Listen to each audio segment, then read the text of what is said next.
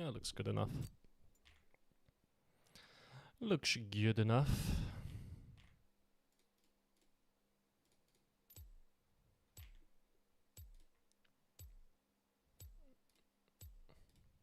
Hello, hello, Diva. Welcome, welcome. Surely today is the day. It's the last day of the season. If we don't get it today, then it's cooked. Then it's fried. Then it's over for real, for real. Getting diamond today, bro, I better. Otherwise I'm gonna be sad. Okay, wow, that was a fast loading screen. Dear God. Okay. I've not played League in 2 days, so I will be a little bit rusty, but that's okay. We're against Hui, not an easy matchup necessarily. But you can do some tricks against him to make him waste spells and whatnot. Could do Q start against him. The problem is, I think if I do Q start against him, he can just force me off the wave incredibly, incredibly easily. So I don't think it's worth it.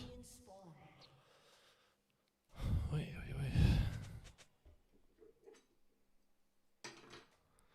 Hello, hello, Earthy. Welcome, welcome. We should only be 2 wins off. Hello, hello, Misa. Welcome, welcome as well over on Twitch. Exhaust Riven, huh? I think my Aurora loses this if Riven takes it. But Riven did not want to take it. I think Riven just presses exhaust on her and then just slowly runs her down. Yeah. I mean, we kind of knew this was happening, didn't we? Riven exhausts. Aurora is not in that bad of a spot. Hello, hello, Visor. And hello, Soup Soup. I actually kind of want to Q. Yeah. He was late to lane, so I like the idea of Q here. Okay, Rengar is doing funny stuff up there. I mean, I will one-shot the wave and then leave. I can go. Hui will bleed a lot for this. Hui will bleed a bunch for leaving. That's okay. I get XP.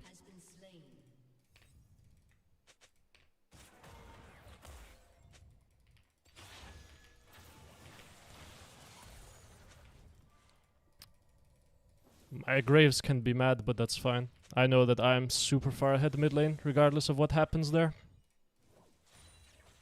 Like, you can look at the mid state, Hui is completely cooked. If Graves just survives a bit longer, it's good, you know? He just decided not to, which can happen. But Hui bled a ton for this. But Hui will go for base, I guess. But he just wasted spells, so I will walk up and try to punish that. I need to Q though.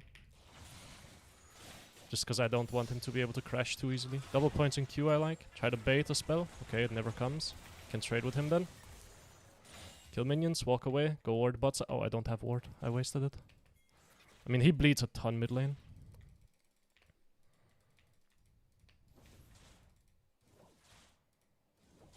Can keep pushing. Yeah, I mean, he can Q me all he wants to, but I don't think this damage really matters if we're honest. I will get 4 here. Off of the Canone. Can maybe charm flash. Okay, we take his flash. Good enough. Is this new stream time? I woke up and then I played a little bit of TFT with a friend, and here we are. He will base. I will maybe cancel him. Yep. Rengar could be here. That could be why he cancelled his base. I am no flash, so things can be a little bit scary. But should be all good. Just crash this ward here and then base. We should be in good spot.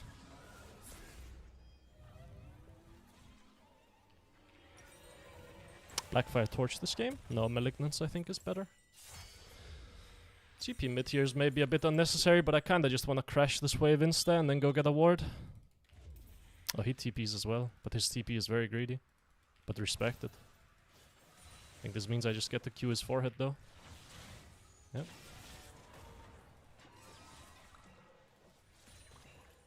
And I get every single minion. Oh my god.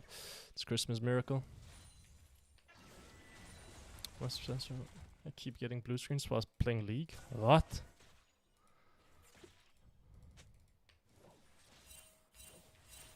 Rengar top. Shove out mid. Dodge out of his spell. Walk up. Try to hit him with Q. Try to deny him minions. He will be under tower. He will try to QQ this. I even knew it was coming. Try to Q him on this. Nice. Rengar can look mid lane from top side. Need to be very aware of this. Yeah. It looks like Rengar is fishing for me. Like, just the way that this guy is walking makes me feel like there's for sure a Rengar here. Oh, he predicts it. Well played to him, I guess. We just keep pushing mid lane. We can just NPC it. We can NPC our way to victory here. Just push mid. I wanna be a little bit annoying to this guy. Try to make him waste some spells. Good charm. Clip him with this. He gets chunked. Now he can die in a full rotation. He has no flash as well, so he needs to base. If he does not base here, he dies. Okay, he understands that. He does not understand that.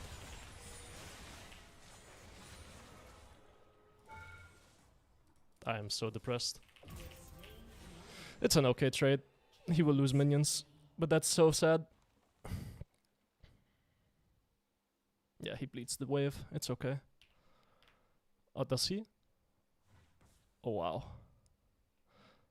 That has to be the most unfortunate thing I've seen. We will run Blasting Torch or Blasting Wand for wave clear breakpoint. Wow, that is very annoying that he does not bleed the wave either. That went from being absolutely insanely crazy good to just being slightly bad. That is super annoying.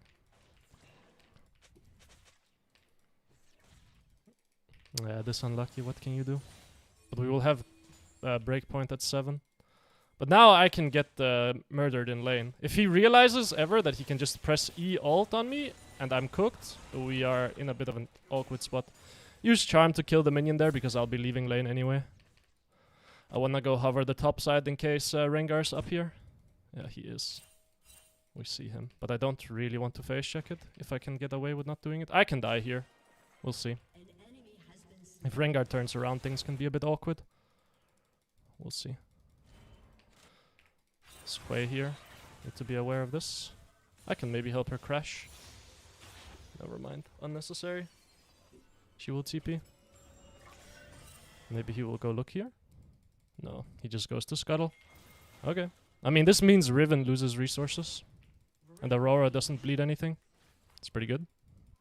I don't think I kill him here. But maybe I can steal his little scuttle crab. Does he have smite? Oh, he does. Oh, he does.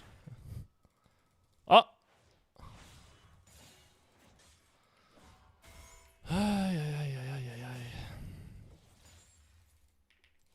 Quay didn't want a base there.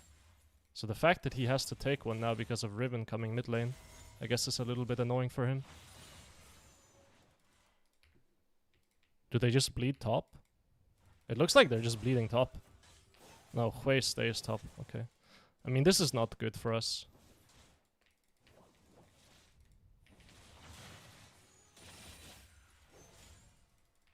I mean, don't I just take plates in their face? Yeah, I mean, I'm down to move for this. Get me my plate and then we go. Probably trap here, maybe? Maybe go top. I think trap makes more sense. Slap the Riven a little bit, make it hard for her to try to contest, and then we just wait again. Riven can't join the fight anymore, she has to go mid. Krugs are now guaranteed. It's not my job to deal damage to the Krugs, it's my job to stop the Riven from being able to move to those Krugs. And the way to do that is by just taking half of her HP like that. And then what can she do? She will have to take a base now. Try to see if I can find her. We see Nami. Okay, Riven is basing. Oh. Well, that sucks. Riven does not base. Nami is still sitting mid. My breakpoint has vanished, which sucks. I guess I will base then. I have Malignance as well. It's a pretty fast Malignance. 9 minutes. Hello, Loads user. What's my sensitivity and DPI? I think I play with 45 mouse speed and I think it's 2k DPI. if I'm not mistaken. TP mid, get a pink ward. We're playing Draka. This guy TP's mid as well. Dude, this guy keeps TPing on the wave, which feels insane against the Bard. Because if Bard is there, he is just like dead. But he just keeps doing it. Which, I mean, at some point you have to respect. Shove out the wave, try to take some control. I want a ward here ideally. Makes it hard for Rengar to contest. Makes it hard for Hui to contest with a pink ward here and a ward here. He can't walk through this choke. I've been trying to get a game against Nefiri, man. It's not a question of like I don't want to do it. It's a question of I just never see Nefiri locked in mid lane. It's always jungle or top. Back to hovering bot side. Not like we're trying to do anything, but there's no way to make progress against the Hui mid lane. So I can just fake roam on repeat, and that should make the enemy bot lane a little bit worried. It might at some point drag the Hui through here. Kill the ward. He will try to stand here. Yeah. He walks backwards. Rengar spot. That sucks. Shove out the wave. Oh. Oh, I don't like seeing Rengar getting 8 million kills. It's a bit scary. They can come mid. Rengar is low. Nami can come mid. She does not. Rengar will base. I can fake roam down. But no way to actually commit to the roam. Gangplank 2. I have a game against Gangplank. Do I ult on him? He will forward dodge. For sure. He did not. Chunk him out and then just walk away. He can die to a full combo now. But he will one-shot the wave and then base. Yeah. Can maybe try to cancel him. I think I should try to cancel him. Yep, nice. I mean, even losing that HP to cancel him is completely fine. Try to cancel him again, maybe. His base here feels a bit bad. Oh, there's Rengornia. Are you dead? You're just... Oh my god. What a bad charm. I knew it was missing. I'd like... We don't want to play this, ideally, surely. Right? Like, what do you want to do? Like, this is completely losing.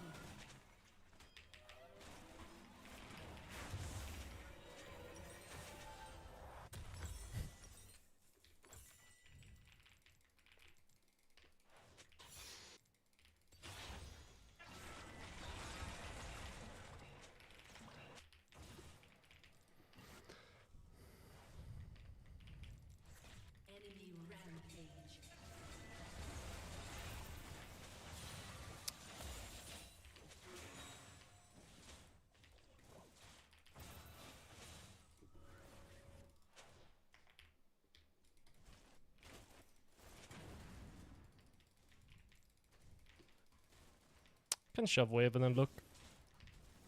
Quay still has not gotten to base. He's still like half an item. Can go for bot sequence here. I will be here. Can maybe look for him. This looks like a very good play. But I will have to maybe early ult. Can we not find him? I think I have to. Well, I missed everything. Just open it. He lives as well. We could kill them all there if we committed. But I missed Charm Flash. I think that was the window we had to come back. Because Rengar dies there, Seraphine dies there, and then we win the game. But we went for Krugs instead with Graves, and Ezreal backed off. It was probably the timing we could win. Top lane is now cooked. Mid lane, I will not get a chance like this again.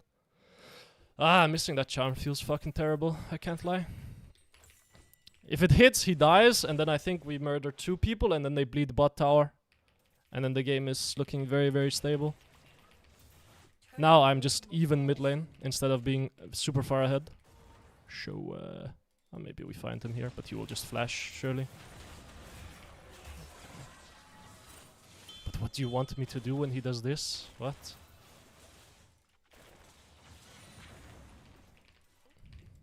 Like, he has flash anyway. He will not die there. He has no TP. Can maybe look top. Riven will proxy. I think only way to win maybe is Ezreal. Can go top for Riven here. This is pinked. Rengar is there too. This is a good play. I think just early ult have to be done. Okay, he will die. Riven will take this. Maybe can take it too. Ah, she will live. Oh. Hui will be there too. Graves can die here to Hui, but he does not. Yeah, I prefer cooldown reduction boots in most instances. Sad day when your only win con is Ezreal. Well, you know, it's not bad.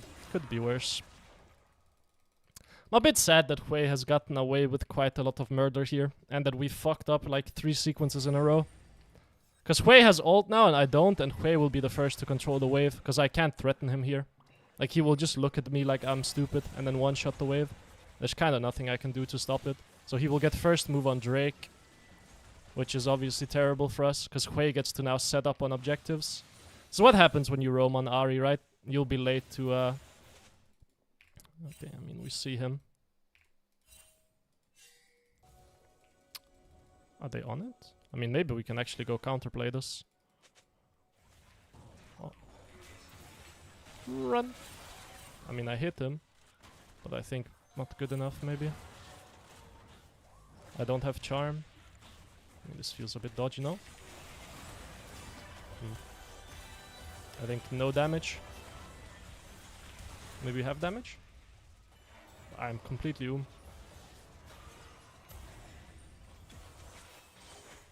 If it hits, oh, close. Take base and then TP, I think. If I had mana for Q there, I think they all die. TP mid. TP mid, Hui will base maybe. Oh, he doesn't base. I get to just TP mid, shove out wave. That's good. Top lane dies. Rengar dies. Very good. Or Ezreal dies. It wasn't top lane. We lose bot tower here, which sucks. But we might be able to trade mid tower. I mean, that's completely fine. We lose first tower, but we get mid tower. I think that's worth enough.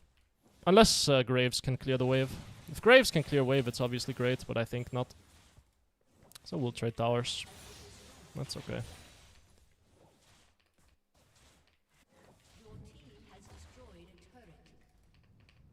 Banhammer time? I mean, it's like... Sure, man. Does Ezreal want bot? No. But we're playing Herald here is the problem. So I think we have to sack bot. Because I don't have TP. This feels bad. We have to drop a lot of bot resources here. But I'm on a window where I really want to fight, to be honest.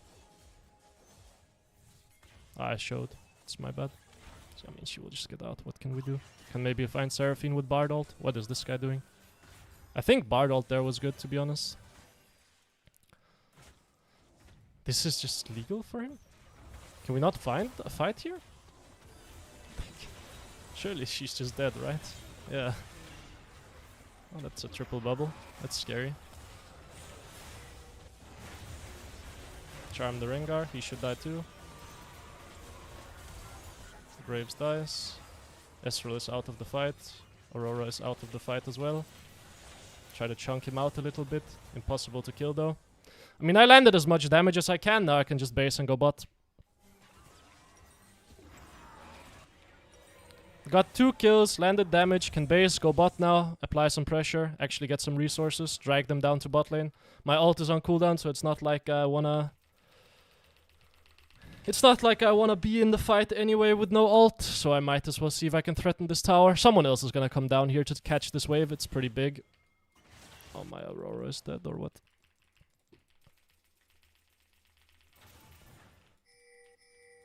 Seraphina's Archangels. I think my boys will die top lane here, but I will get bot tower forward.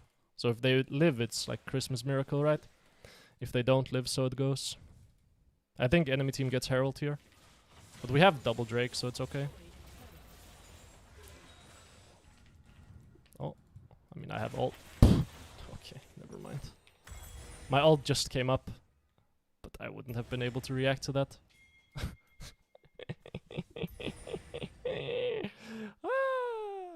I have been one-tapped by Mr. Rengar. Do I even go Hourglass? Is Hourglass good here? If I tank the Rengar combo, it's good, but if I go Hourglass, he'll just hit someone else. I don't think it's worth. I think just get max damage so he can die. I mean, I'll have TP up in 30, but they will go Herald here, I think. Yeah, I know who you're talking about, but I'll just... I don't have my Twitch open. Like, having the interface open, the dashboard is so...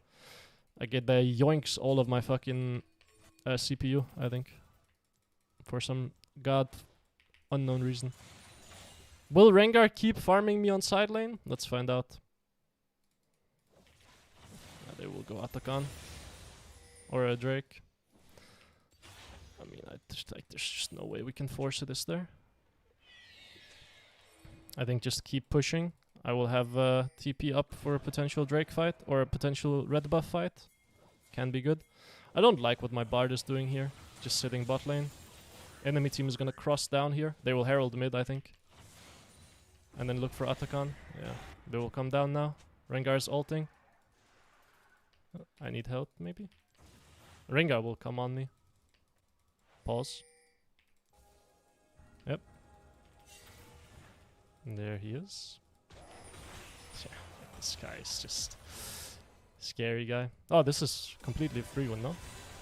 Nope, completely free loss, as a matter of fact.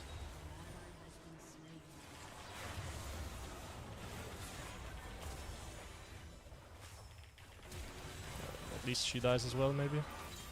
Reset? No, not enough.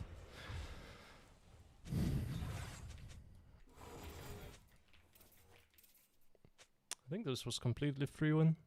Can I see your camera settings? Oh, here. Sure.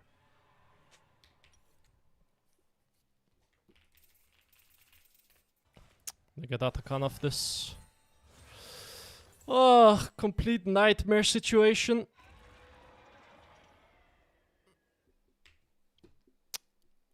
Like, rank... I don't understand how it was so losing from this spot. But it's okay. Can go top here. I feel like we should have been okay from... like, yeah, but Graves is just also a useless champion, I forget. They will murder mid lane. Maybe TP here to defend tower. Can work. Oh, they will not go for tower? Oh, I really thought that they would go for tower.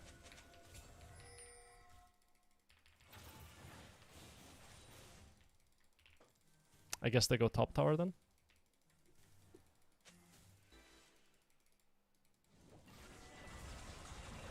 We have 4 carries, yes, that is kind of the problem, bro. If I'm gonna be super honest.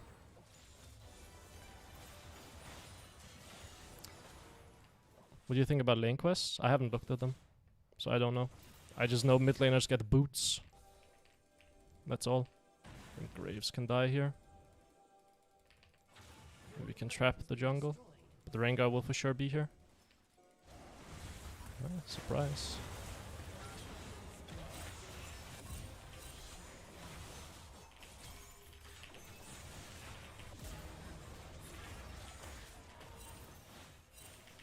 But how is this my fault?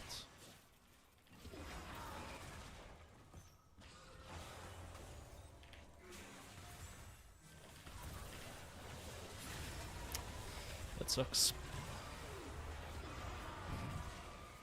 He should still die to the QW maybe? No. Wave flash. Okay, can maybe work. We get tier 2 mid here maybe? No, we don't. But I'm getting death cap soon. If I got the Hui shutdown would have been nice. But if we get mid tier 2 here, actually it's not terrible. I mean, we're getting a lot of resources and I'm ahead of Hui because of the side lane towers we've taken. Like, this is not terrible spot. I will be 3 items soon. I will be stronger than the Rengar.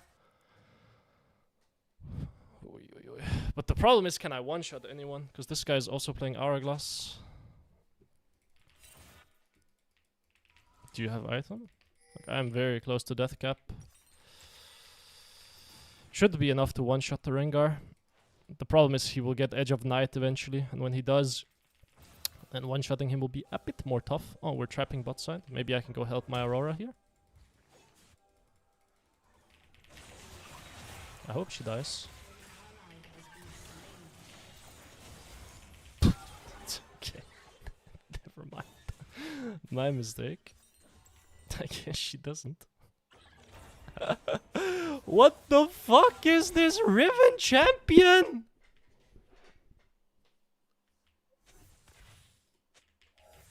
Well, there's no reason to FF. Riven with Sundered Sky is OP. Yeah. Yeah, it's just mid-diff, isn't it? Hui is just completely smurfing the game. Kappa. I honestly thought she would just get one-tapped with Aurora rotation and my rotation, but she's a little bit tanky. Can we win this? I am actually not that weak. I will be 3 items here. I will be the strongest champion on my team, which considering the state is slightly criminal, but so it goes. Everyone is completely fucking useless. He will be trapping this bush, I have 0 doubts. Graves is rage splitting, he has had enough. I mean, Rengar is just in the bush. I can't walk up, I will die. I can just base, I guess. I thought we would try to kill him in this bush or this bush. But I guess not. I will have death cap. Should be okay. I mean, I can still one-shot people. If I find them. I guess get pink ward. No, need to actually get our class as quickly as possible.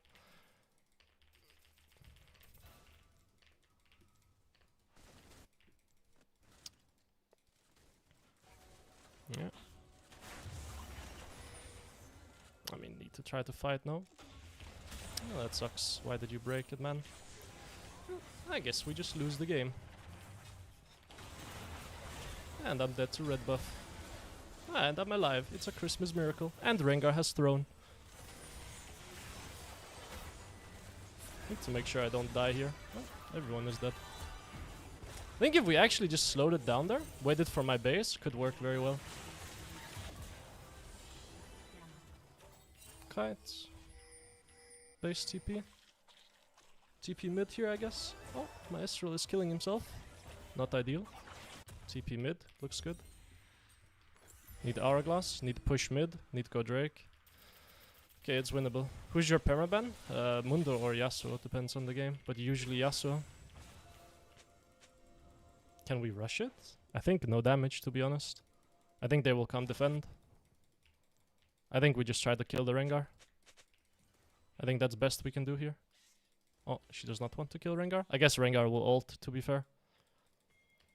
Yeah, Rengar will just ult the Drake, huh? I guess I will shove out mid here. I can lose to a... I can lose my ult for Rengar ult. I think I survive against him, maybe. The problem is I want to be with my boys here.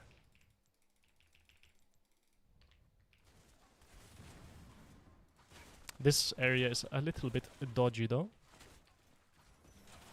Can trap the bush. They will for sure go Nash, though. Okay. Okay. Yeah, I guess I'm dead. Ezreal loses flash. Ah, but Rengar kills himself, so they can't Nash. Ah, never mind. We've all been caught. We're all fucking dead.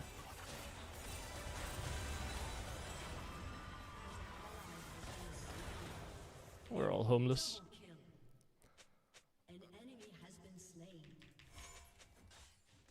We can still win.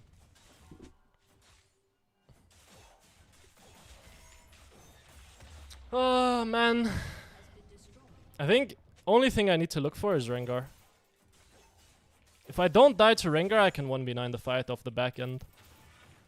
We got Drake as well, but I think Drake doesn't matter this game. Like, if we're just super honest, like the fight is gonna be over in 1 second. We don't have any front line, so, and they're like full one-shot comp, so it doesn't matter if we have like an Ocean Soul. It means nothing.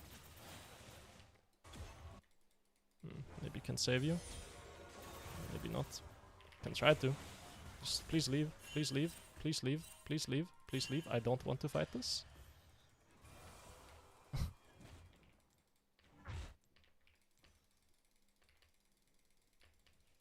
I mean, Mundo is annoying for AHRI to deal with. Especially if it's jungle. Mundo becomes very unkillable for AHRI. Like, it's not a question of Mundo wins lane or anything like that. It's he plays jungle, gets 3 items, and then what do you do as AHRI? You just kind of look at him funny. Yeah, I guess trap. Probably only way to win this. Well, they see me. Try to fake leave. I mean, I think we just have to full send it. I have Hourglass as well. Is this warded? No. I just have to go, maybe? I can Hourglass it.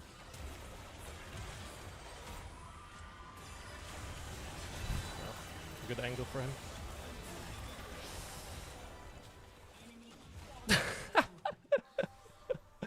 That was crazy angle.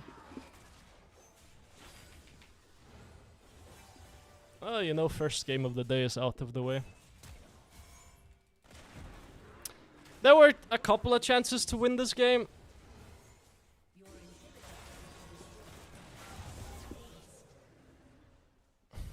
There were a couple of chances.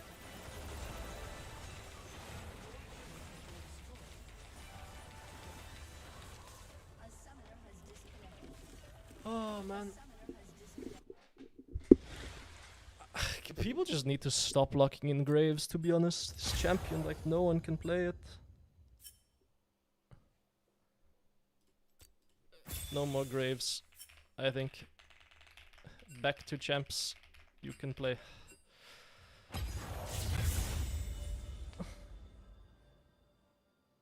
Someone has different opinion and people instantly ask you rank. Well, champions perform better in different elos. It's like if you tell me, oh bro, nah, I mean, yeah, some people think some champions that are OP and low elo are also OP and high elo, right?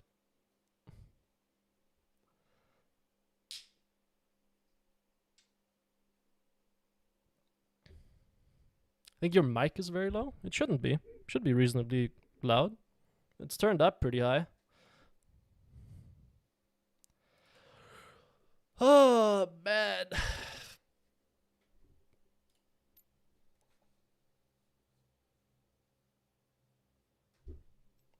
Now it's 3 wins. Our hero now, dog.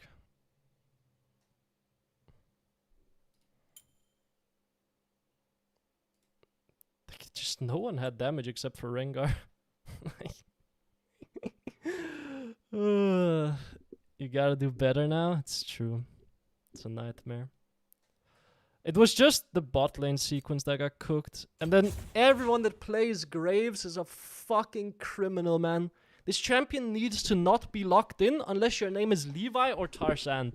Like, if it's not, like, one of those two, just don't even look at the champion. It's too fucking hard to play. Just don't.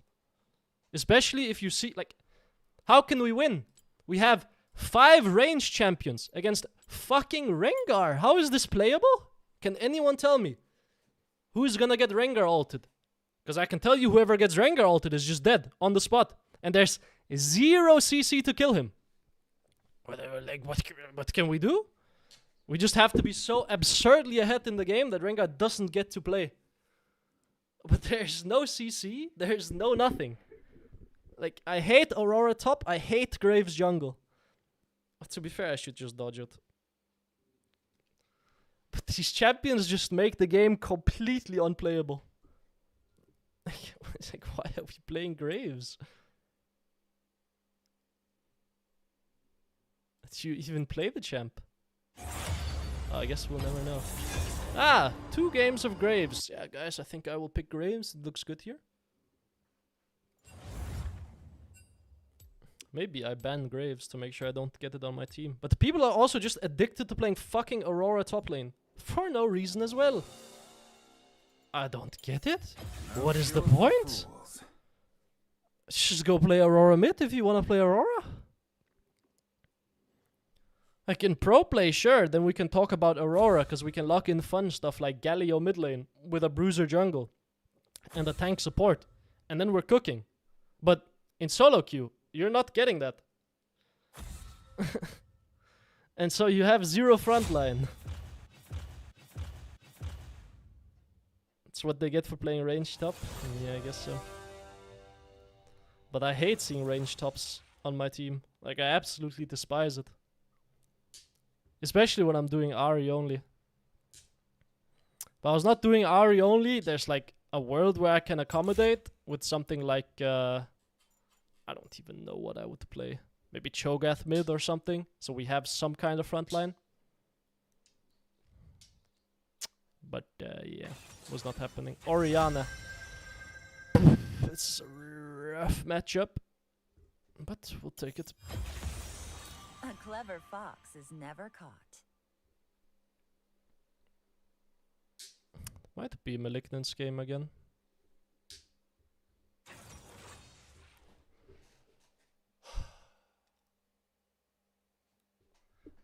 My patience is being tested by every fucking top laner in this elo. Just not a ranged jungler. Just not a ranged jungler. Just no Kindred, no Graves. Just neither of those two and it's all good, man. It's all good. Maybe it's slightly playable then. Just give me like a Xin Zhao, maybe? Xin Zhao looks good. It's not ranged, I guess. I think Karma murders Riven. I think that can work. Is it... What is it this game? Blackfire Torch is not bad, to be honest. Ah, but First Strike is unplayable. Yeah, let's just go Electrocute. You needed to be more specific. Yeah, I mean, I asked for a Xin Zhao. Again, a ranged top dude, I'm saying. Like, can I just have the Riven? Please. I think Karma murders Riven, though. Like, in my head, that matchup looks completely unplayable for Riven. So we will see.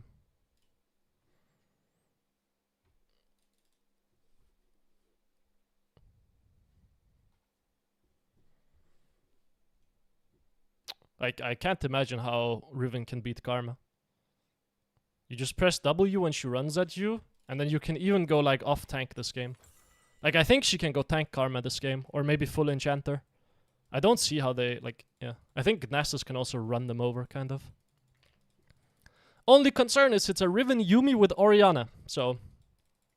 All it takes is one big combo, and we are one-tapped.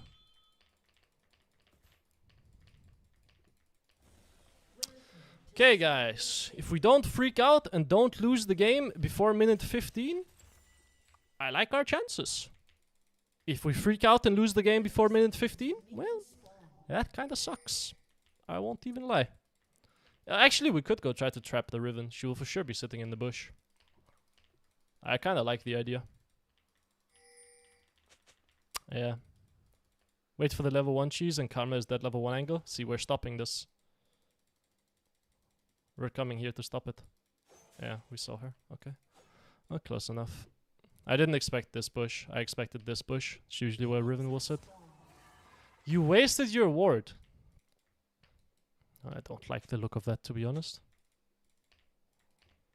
Just so we are on the same page, I am not ganking. Great. Oriana has her ball out as well, so she knows what she's doing. Well, we're in for a rough one. Do I do W start? I think I do. Need to get damage back onto her. Yep, there it is. That's the first one. Can force her off the wave here, though. Electrocute proc.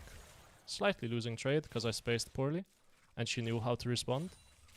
So it goes. I will get another Q in my forehead, but I will dodge it. This guy is playing reasonably aggro, so can be a bit of a rough one. He wants to Q this, yep. So I can deny him last minion here. Get a little W on him. He's lost 1 minion, so that's good. But he will get 2 here. Let's go ward this. This is not a very pretty spot for me, I won't lie. This ball is a little bit annoying. I need to bait it. Well, I baited it.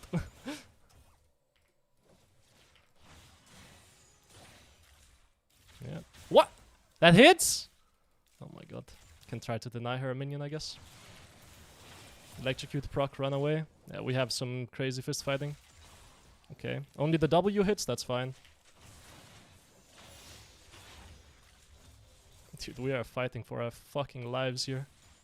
Trying to dodge the ball that could come here. Push the wave. Okay. Oh my god, it's a fist fight mid lane, man. Get Q off here. Try to get this push going quickly. I need a base. Only the W hits, so it's okay. We hit this. Get the cannon. Miss the cannon. Classic. Oh, am I just dead? Man, today is not my day, huh? And she levels, yeah. I knew this would happen as well, to be honest.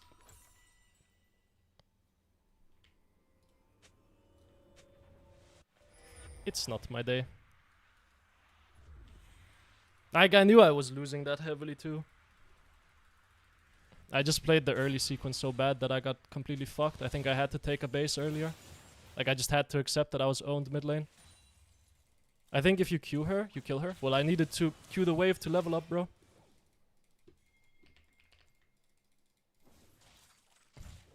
So I don't think so. I think I just played a bit bad. Like, I got hit by every single spell early in the lane. So what can you do? Go ward topside. It's a clear-cut case if I just did not dodge a single Q.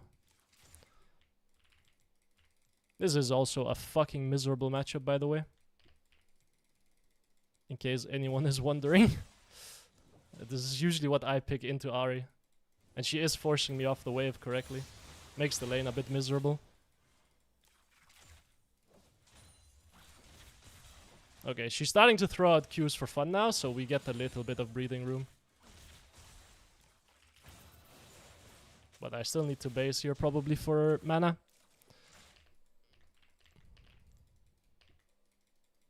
He played early quite well, yeah.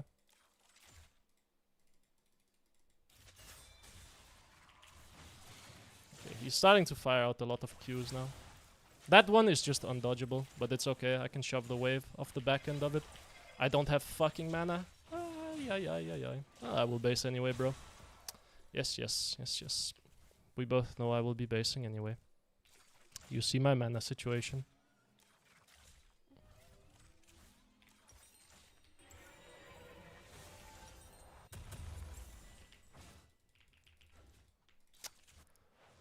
Bot lane is losing. Top lane traded. Mid lane is losing. Tough game.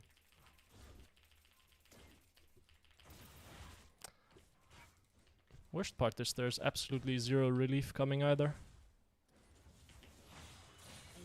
Because it's Ness's jungle. Well, bot lane is winning. I can shove this wave and try to do something. Okay, well if Vayne wins, then happy days, right? I think that's all we can really say. Wukong goes top, yeah, as expected. Take my leave. She will maybe try to freeze. I will stop her. I have to figure out a way to break this game. Because if I just stay mid lane, Oriana will slaughter me in the 1v1. That charm was a bit ambitious, but it doesn't matter if it's on cooldown. I have to wait anyway. There's no way I can contest wave knowing Wukong is here. So, we will just chill. I will just let it go. Oh, she's doing W max? I feel like that's not playable anymore. After the nerfs, but maybe it is. Yeah, we'll lose some minions here. Oriana will run down. Kind of impossible to do anything. We will see her if she crosses. Oh, she does cross. Are we fighting? No, we're not. Let's just come back to mid then. Push out the wave. My team is not committing. We take this chance to get something back in the lane. We can hold the Oriana here. Well, I can also just miss both spells. That works too, I guess.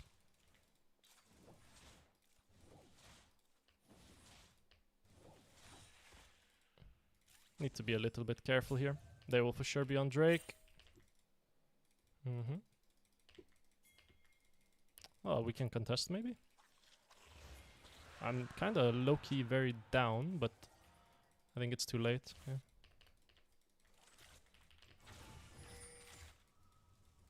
Yeah, I mean, not a bad play by you at all. I lose my HP bar. She ulted. I can maybe die on their tower here. But she has no mana, so should be okay for a bit. Need to dodge the Q that comes. I could try to ult on her here, if she steps into tower range. She's not doing W max.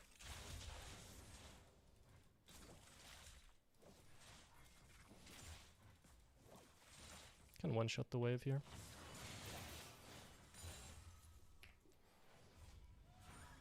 She has flash. She might look for me. Nope. I mean, I can just sit and do nothing mid lane. My bot lane is stomping. Oriana is not making any progress. Like, she's taking small CS advantage, which is good for her. But, I mean, if Vayne is winning, then should be a pretty good game. Try to see if maybe we can get her base cancelled. That is very, very big, by the way.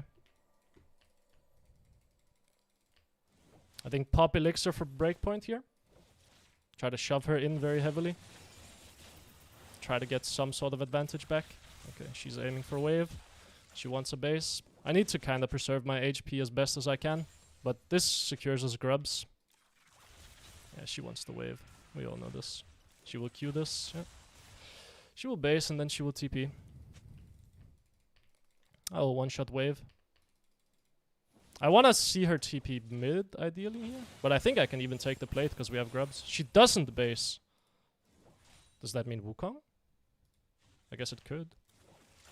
But we have triple grubs, so I just take plates here. Okay. Oh, it means Kai'Sa and Yuumi. Okay. Sure. Okay, man. Would like to cancel her base again. Nice. It's a good cancel.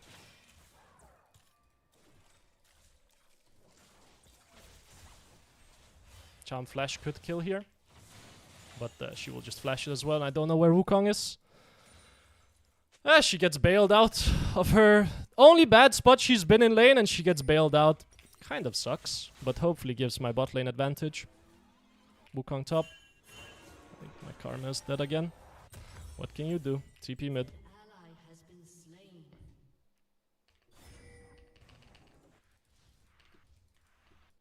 Everyone is just addicted to TPing on the wave, man. What is up with that? She needs to force me off the wave, and she's just not. Great. I get to one-shot the wave and leave. I get to go pressure bot.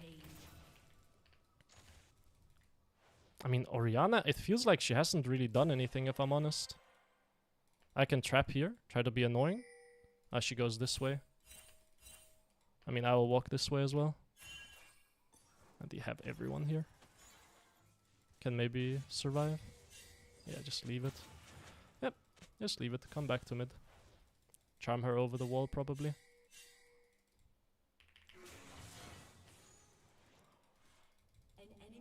Oh, oh Kai'Sa is mid. Youch. I mean, this game is stable now. As long as Oriana does not collect a free kill on Nessus here, which I don't think she can, it should be all good.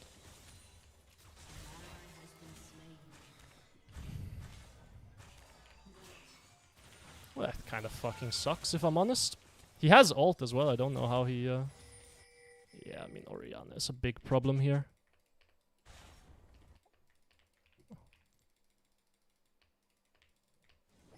I'm guessing she flashed. Okay, Vayne gets kill. That works. I get to pressure mid here. Wukong now comes to cover. I missed the cannon minion. I'm just a criminal. Waiting for him to jump. Yeah. Shoot. Why am I just dead to like... Oh, he's Triforce. Ah, he's 4 kills. But even then, Nasus is Triforce. I'm just dead to the air. Why do I feel so weak at all times? I have not missed XP. I have not missed CS, really. Why am I just the weakest champ in the game? I guess this guy is level 10 Wukong. With 1 item. I mean, he will murder the tower. And I guess Nasus is level 8. But I'm also level 10 AHRI. Ah, well, it sucks, I guess. I feel like I'm just playing very bad. I honestly thought that I would be okay against him, if I'm honest. Like, I just thought it would be fine. We don't want to fight? Okay, I guess we will not fight. Feels a bit bad. My boys need to not fight this. AP feels really weak. It's not that necessarily. Go ward the middle of the lane. Be a little bit annoying to Oriana. She can't clear that. She doesn't have the attack speed. Problem is I will still get slaughtered in the 1v1. Try to charm her. She can just ult this. I will have to lose flash. Oh, am I just dead? Nope. But almost. Yeah. That's the matchup. Yeah, and I have to just drop a tower here, I guess. What can I do? She presses R on me, I lose.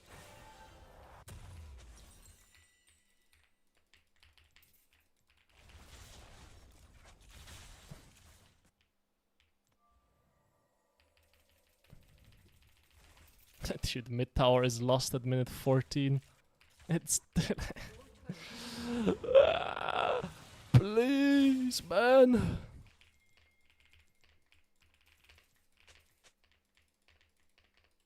Can maybe go fight here. I mean, I will be here, maybe. Can you live, maybe? Okay, good enough. Oriana is bot. Okay. Oriana might get a pentakill here, but I think I can trade the mid tower back because we have grubs. No, we live bot lane as well. Okay. We will bleed bot tower, but that's okay. We take mid tower for it, I think. Just drop it, man. Like, just drop it, just drop it. It's okay. It's okay. We're trading.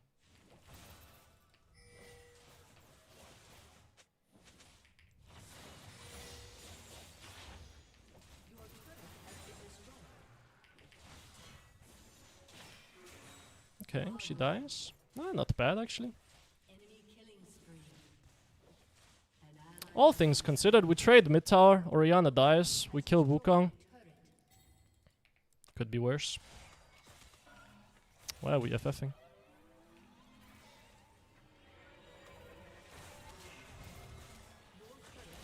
Am I dead? Dude, I feel so weak.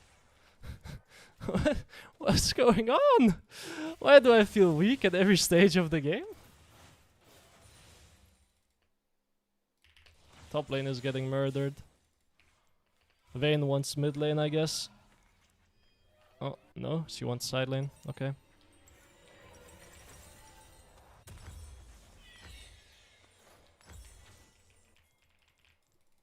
Cosmic Drive might be a little bit troll. I don't think it helps me against Oriana. Or maybe need to TP here. Let's wait and see. She will get Horizon Focus on this base. Season 16 Horizon, I don't know what it is. But Oriana will run bot here, I might have to TP. Oh, we're just completely fist fighting. Yeah, I mean, I will TP.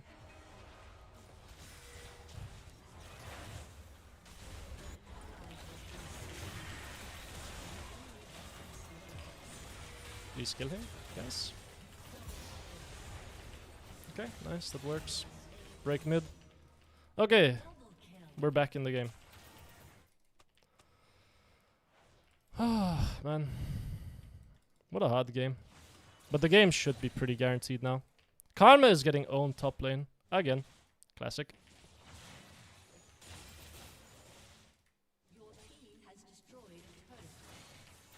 Range top laner dying. Classic. I want one more wave ideally.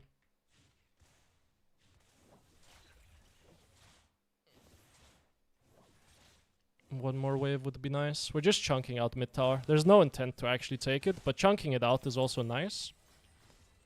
Oh. I don't like what Vayne is doing here. But I guess she wants 400 more gold. Kai'Sa can kill me if she lands an ult. But I will just one-shot wave and then leave. I think exit towards bot side, so bot lane doesn't know, or enemy team doesn't know. Take my base here. Could also try to look for a play down here, to be honest. Oh. Do we want to fight it, maybe? I will happily chunk him a bit. I'm very down to fight it. Give it to Vayne, so she gets her item. Do you need the wave? No, you don't. Okay, nice. Take this. Any tips on how to hit critical charms in fights? Brother, have you seen me play? I would say usually try to be patient with your charm. As in ult, wait 1 second and then, or half a second and then charm. Unless it's like you're charm flashing.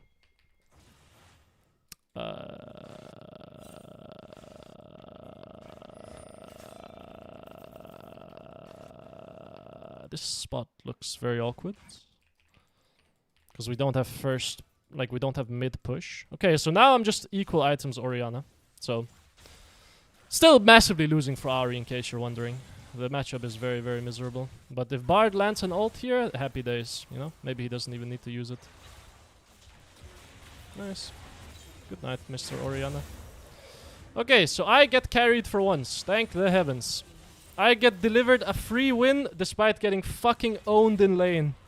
Oh my god. Thank the heavens above. I've been blessed. My concern being is I am playing bad. So, obviously not happy about seeing that. I don't really want to fight this if I'm just being like just super honest with you, bro. Could you not, maybe?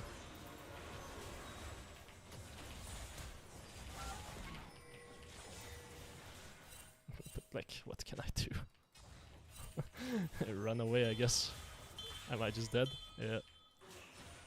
Could flash the wall. Pick up a little blue buff.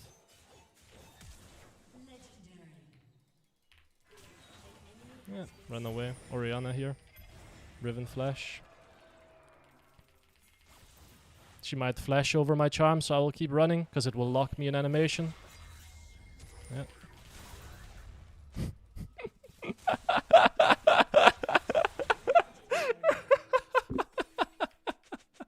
Oh man, no, that guy is not sad at all, I'm sure of it. I can TP bot lane here.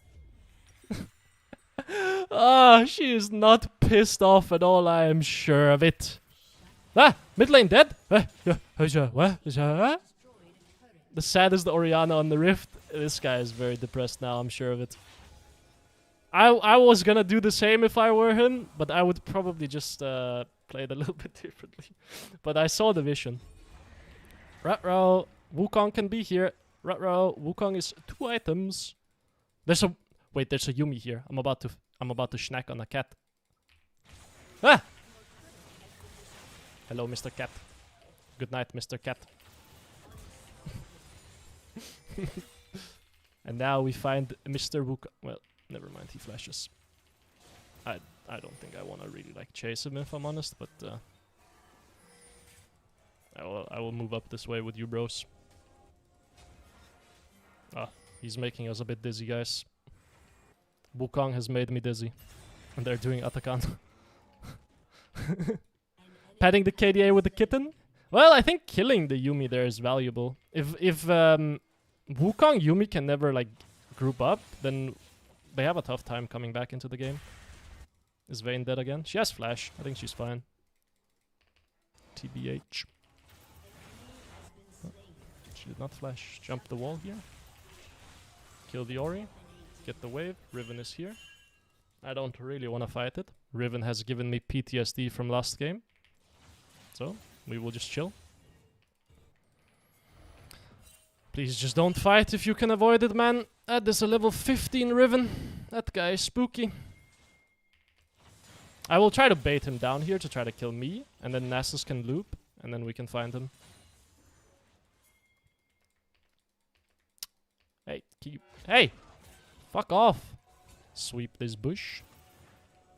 Do a little trap. Smack a little Q on this. Oh, they're mid lane. Well, if they're mid lane, then I can hit the Atakan, right? I wanted to trap so I could chunk out the Riven as she comes into contest. Again, my job is not to deal damage to this Atakan necessarily. My job is to trap whoever is trying to come into contest.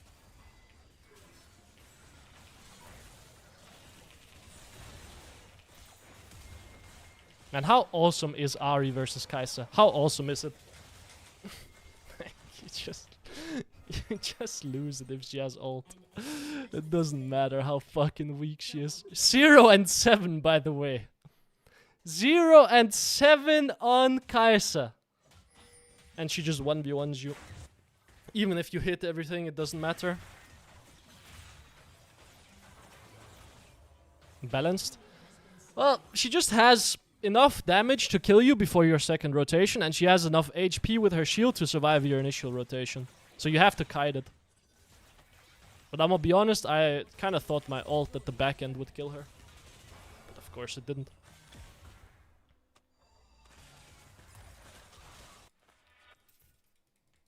I guess I will go top here.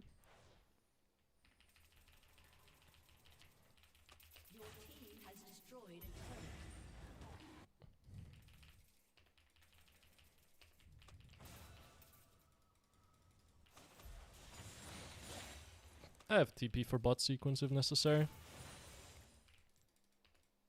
I mean, we see Oriana.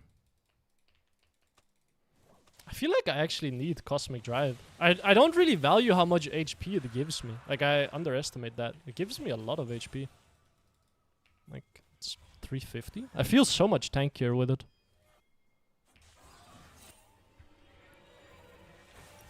Hello, hello. Welcome, welcome. We're doing some slight bit of griefing here in the mid lane. This is a Karma build. This is the Karma build I like seeing. Again, how funny is it? 3 items, 3 items, 3 items. Oriana and I are actually like running around the map taking towers and everything. So we have 3 items. She also 1 lane. Meanwhile, AD carries have 3 items because she's fucking 8 billion kills. Or maybe I need to TP. Are they gonna... Like, there's no way they keep chasing, right? There's a way. I will TP then. Sure. Oh. They turn around. Right as I TP. Well, that's not awkward at all. That is not even like the slightest bit awkward. Yeah. You want a stack, bro? You can have the stack. You're a strong guy.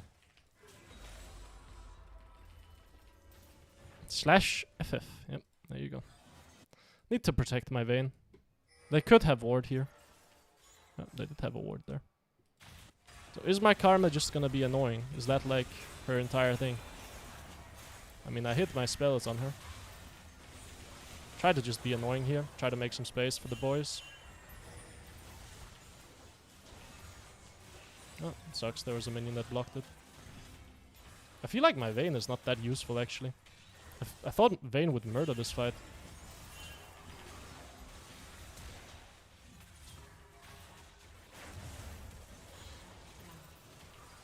Should get murdered now, right? Yeah, that Charm Flash should seal it. Yeah, there you have the Bard ult, but I am so how many stacks on Nessus? Oh, let's have a peek. 850. Stacked. That the guy is pretty stacked, we can't lie. I'm a bit surprised that fight didn't go better. My Vayne, it feels like she doesn't really deal that much damage. But I guess it's because she has Hexplate. But I feel like she had enough space there. Because I forced Riven to try to look for me, and I forced Oriana to try to look for me, so Wukong, Yuumi were isolated for like 1.5 seconds.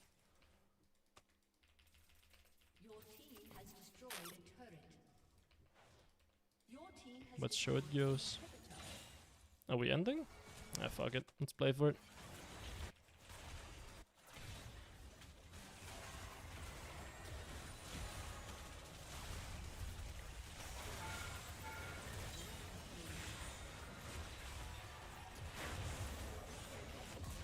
Nice. The KDA is salvaged as well. Downwards dodge? Oh, there was no downwards dodge. Predicted a downwards forward dodge. Didn't happen.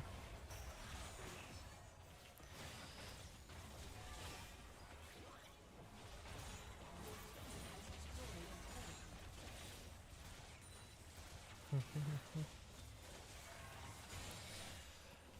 I am a bit worried. Because if bot lane didn't win this game, we would have lost. I'm getting slightly concerned at my level of play. I mean, I won lane last game, but this one I got owned by an Oriana. Which is a bit concerning. I mean, that matchup is rough, but Ah, he is smurfing as well. You know, that kind of explains it. But is he smurfing or is he just low play rate champion? Love to see the better mid wins. That was a better mid loses, I'm afraid. But you know, so it goes. Why is my match history not updated? I wanted to see the Oriana. Nah, I guess I will go look at League of Graphs. But sometimes you win mid lane and you lose the game. And so it goes. Is he smurfing? No, he's just... What?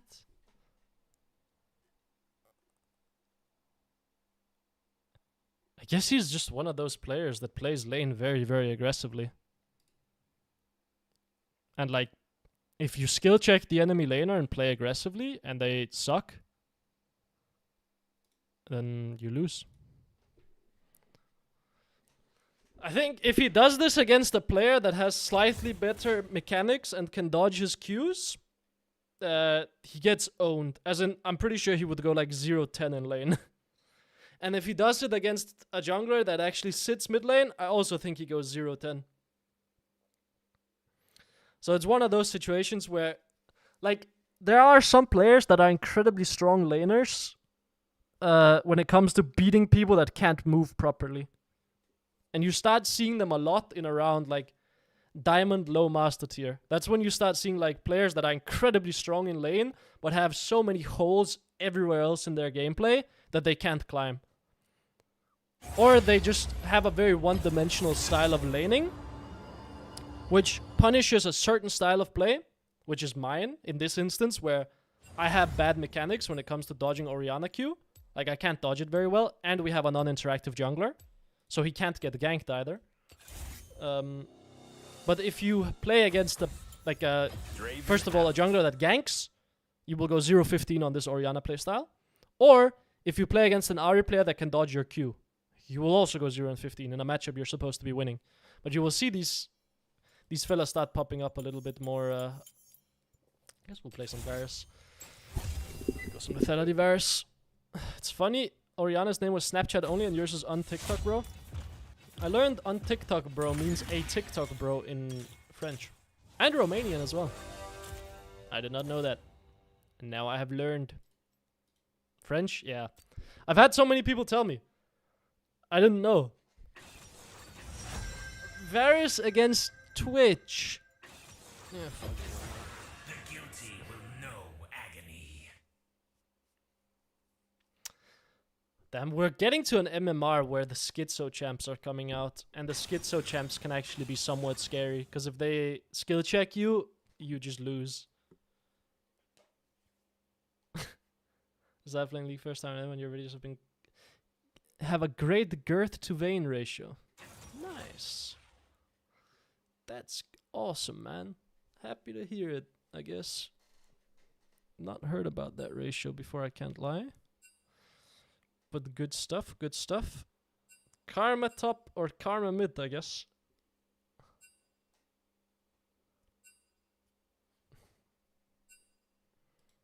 Wow, it looks like we have some animosity in the chat already. So Thresh Twitch bot, huh? We should be stomping them. We lose level 2 though. That is something to be aware of.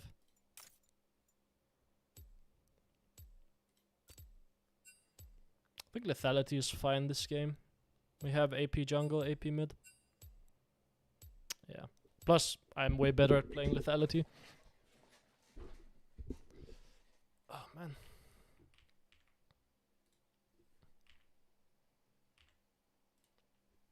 Akali Echo Twitch? Yeah, it's a schizo game. I'm worried that we're gonna lose bot lane though, but we'll see. Hand leveled account. What the fuck is that for a tag?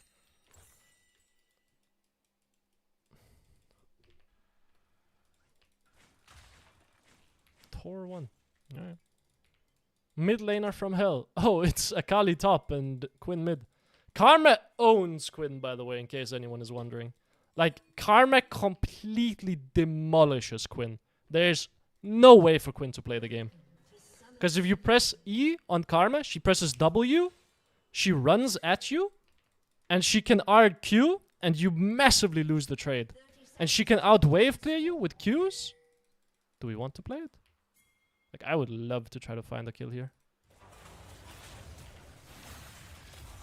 Nice. Good enough. Would have liked for my Silas to get it, but that's okay. Do I get the boots here?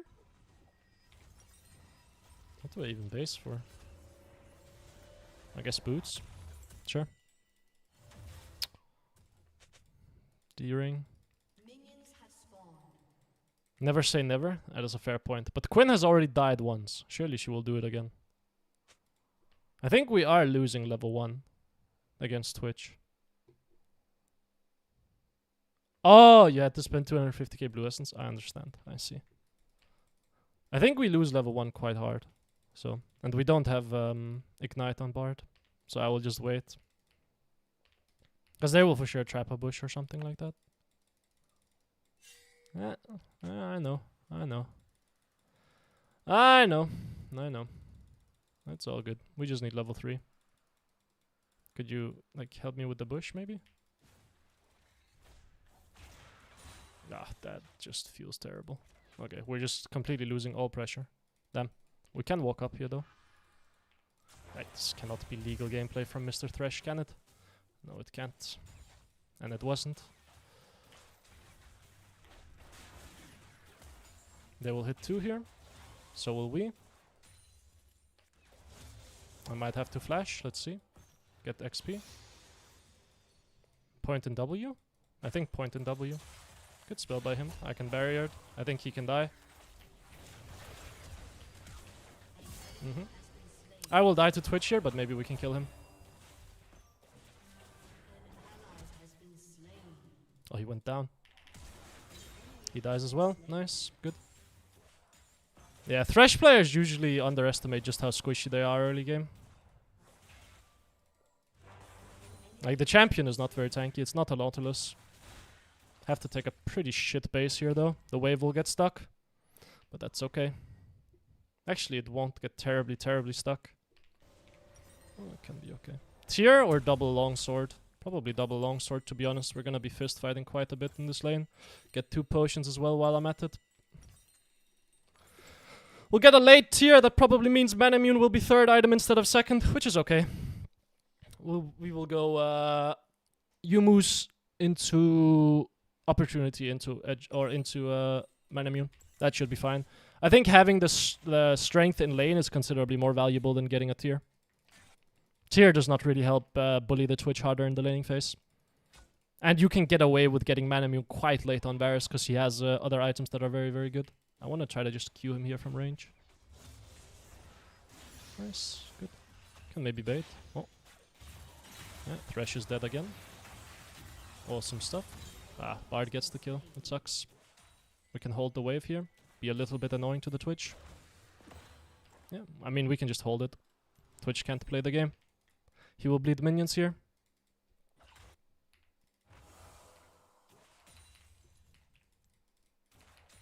We want to hold the freeze. Is Bard running Scorch? How did you spot him when he was invis? He might have. It could have also just been my auto attack that went through, to be honest. If you want to look for it again, I'm super down. The problem is Thresh will have Lantern.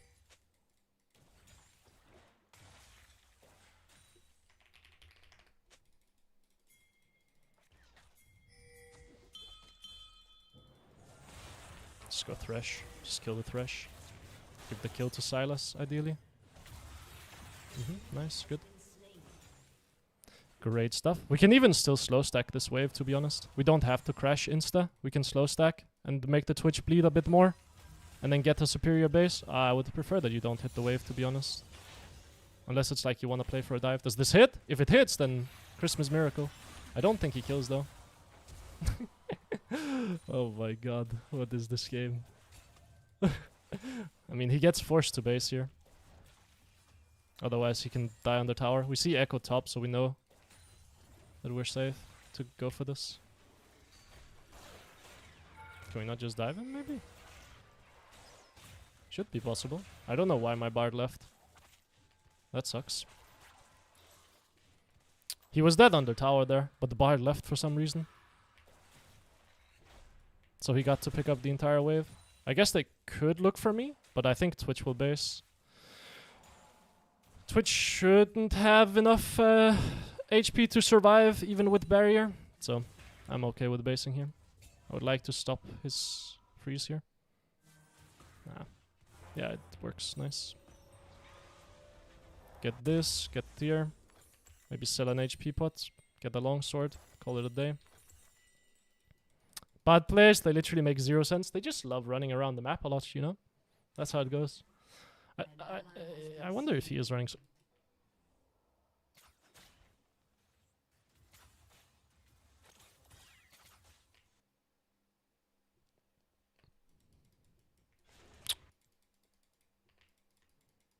Well, that shouldn't be possible.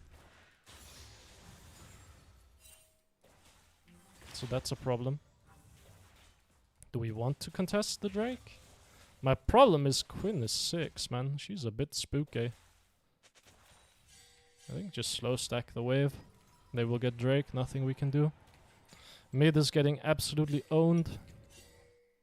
Are they looking? No, they're not.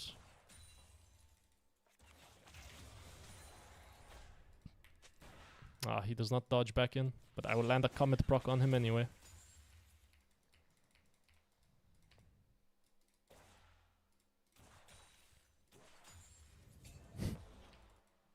The Bard players are so funny. Okay, there you go. There you have it. I don't think my Sylas necessarily needs to sit bot lane, if I'm honest. We see Echo mid. I have level 6 here. I think we could play it if we really wanted to. Wow.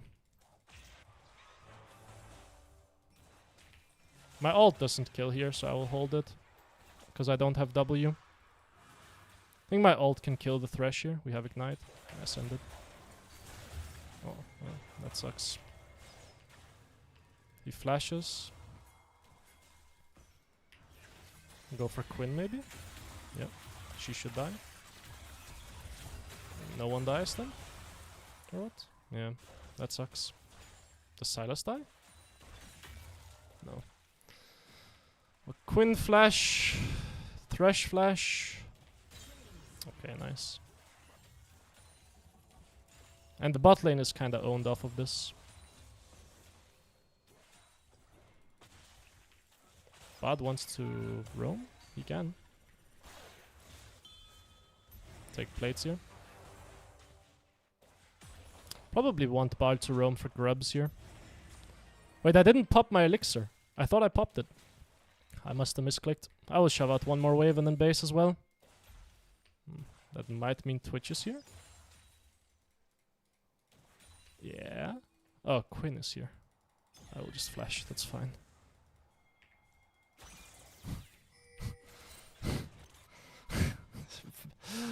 Oh man, it's gonna be a Quinn is bot lane at all times game, huh? Yeah, I mean, we should expect this, to be fair. Twitch is opening mid. I could run up for the Herald fight, but it should be winning. We have 4v2. Twitch will come from this angle.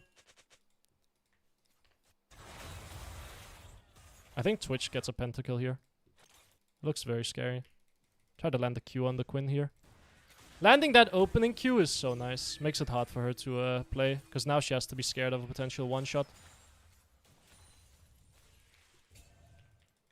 And she's still trapping the bush. Oh, she's not. One more Q and she can die. Sucks. I think she can still die, actually.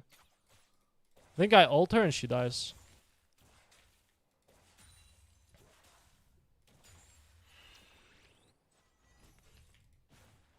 What the fuck? What's that then? Why is there a dead Quinn here? Like what? What is this, man? I can see that she's ulting somewhere. I'm guessing mid.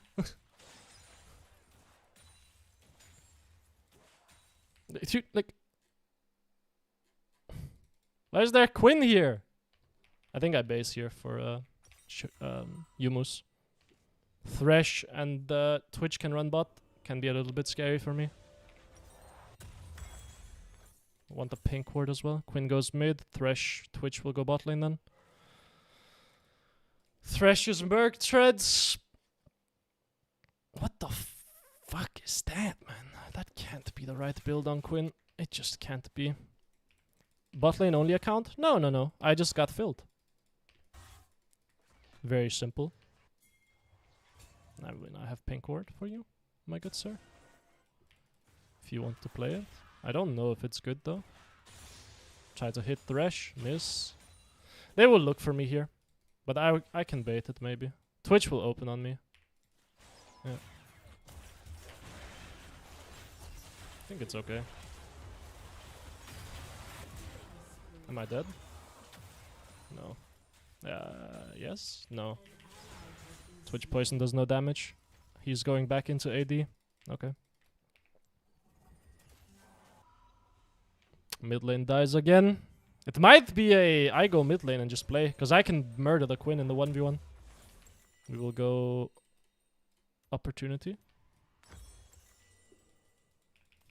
How do we actually win this game? Do you have flash? No, you're dead. Wait, how do we win this game? Sylas is super far behind because of how much he has just sat bot lane and not farmed. And Echo is like really accelerating. And I don't know if I do a lot against their team.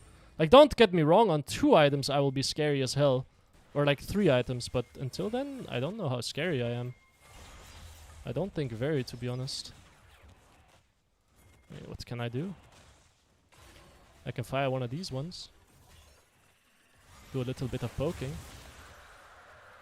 But Twitch can open on me and I die. I would be very careful with this, bro. I bleed some minions for that. We got the Drake though, so it's okay. Twitch can open on me. I'm no ult. Need to be respectful here. I don't have any champions on the bot side. We see Quinn, but we don't see Thresh. We don't see Twitch. So I need to just press Q. Then one-shot the wave and leave. If Thresh holds the wave here, that really sucks. He does not. Let's hope he's not trapping a bush. He is not. We see him. Can try to Q the Twitch here. It's a very big Q. That Q makes it very annoying for the Twitch to try to fight me. Because he does beat me in the 1v1. Just because he has more DPS than I do, right? So if he can survive my upfront burst, he can kill me off the back end. Because all of my damage is upfront. But now, this makes it a bit harder for him to do that. Because he's not full HP. You shouldn't have flash, right? The way you're playing makes it feel like you do. Okay, so Thresh flashed. That's just awesome stuff, I guess. Oh, another Q off the back end. Can try to 1v2 this now. Unnecessary to try, but could be fun. And just wait as well.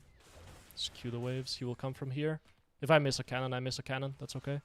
What matters here is surviving and getting XP while my Bard is accelerating the map. Sometimes, right, you win bot lane and then your support decides to roam everywhere on the map and all you can do is just kind of sit bot lane and collect your minions and smile. Okay, Twitch is basing. Thresh roams mid. Karma dies. Karma dies? Karma dies. Twitch can open on me and kill me. I might have to go mid. Quinn can run bot lane. I think I have to base here. Because they can technically 3-man me bot. Even though it's unlikely, it's possible. I can open mid lane here to defend tower. Don't TP, please. What is that bird resurrecting? Dude, it's just it's a bug and I've never seen it before. We can go mid lane here. That makes Herald quite easy with Karma taking bot. With well, I would have preferred that she didn't TP if I'm honest, but so it goes. I would prefer we don't fight this, because Sylas is base, Quinn is coming out of base, and Twitch is running mid as well. Just one-shot the wave and leave. Yep. This is where Varus becomes very obnoxious to play against, by the way. When you get control over mid wave and you can start firing these Qs. Because you get first push mid lane, and then you get to move up and just sit here and look for the enemy laner as they catch the wave. And you can really start becoming a menace when you do this. Quinn could run bot lane here. Feels a bit unlikely. Is this, like, legal? Check on him. Yeah, Quinn runs bot lane. Herald should be guaranteed then. Yeah, just go do Herald, right? Could maybe hit the mid tower a bit, but we only have one grub, so I think doing Herald makes more sense. And you get to just fire some Qs here as well. Do a little bit of poking, and you get to control the objective. Makes it very hard to contest. Oh. Yeah, just slow. Slow and keep firing Qs. And then Thresh can't join the fight. And then that's they can't even fight it here. Oh, they will try? No, they won't. No, they won't. They will go for mid tower. I think she gets it though. She dies, but I don't know if... I think we can take the mid tower off the back end. So it's not even that good for her. And we kill the Thresh because we chunked him out completely. Like he was 20% HP when the fight started. My concern is if Twitch opens mid here, I can die. Same with Echo. We see him. But I think I just take mid tower off the back end here and we're okay. Yeah, we do. And then I want a base for Drake, probably. Looks good. Could one-shot this wave as well. One-shot the wave would be good to have pressure, but I think base is also nice, because then I get to have actual items for the Drake. But that means we have to retake pressure mid first, so I need to go collect one mid wave. If my Karma dies here, then we're in quite a bit of trouble. They will for sure run down. Like, there's zero doubt in my mind. Okay, well, if Urgot 1v2's top lane, then what can you do? What? They were bot lane? I'm surprised. I want to just shove out mid here. I don't like that we're fighting. Like, I don't like that we're just absolutely fist fighting bot here. I will run down, but we can find Twitch over the wall. Yeah, he's dead anyway. My teammates are just absolutely broken. I guess take bot tower here. Just Herald, surely, right? Herald take 2 bot towers. Could be good. Oh. Why no Herald? But just push your Herald, we can take 2 towers. Ah! Press the Herald button! We get 2 towers, bot! Please, man, please! I guess we'll take 1. Take 1 base. I would have had a Manamune upgrade. Or a Manamune fully built. Which would have been quite nice. Yeah, what a funny guy, yeah. What a funny guy.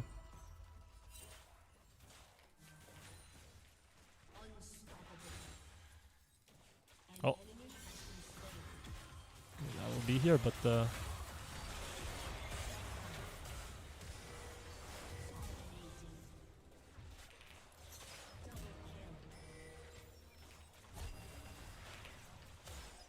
good night to everyone involved.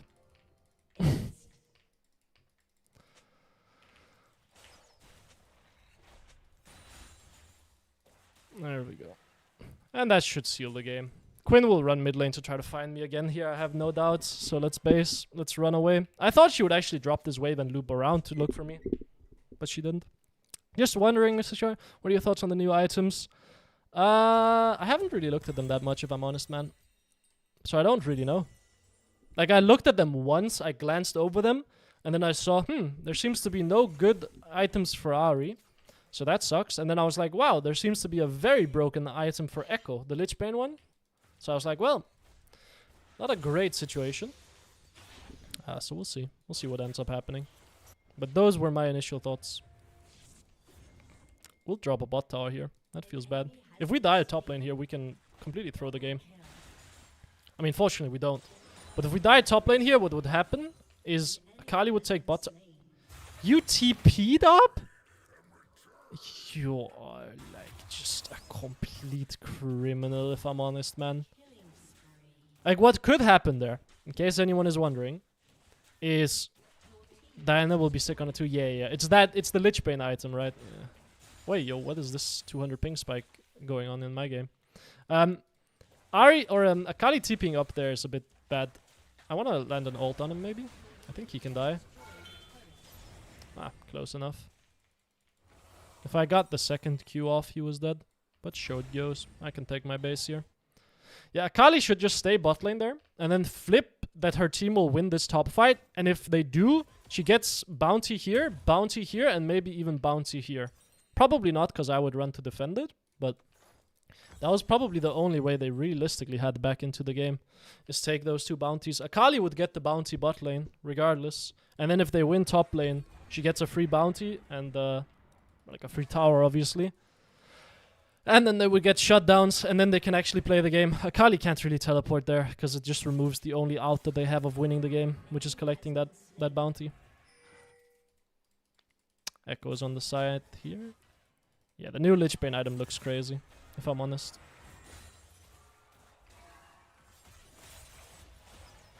Oh, I'm dead. I'm not dead. That guy is homeless. Okay, I was almost dead. Never mind. I did not realize you had Nashers. Yeah. The Sheen item is crazy. But I think it sucks on AHRI, which sucks. Like, it completely removes the ability for AHRI to take it. There's absolutely no value in it. But so it goes. An enemy has been slain. Double kill.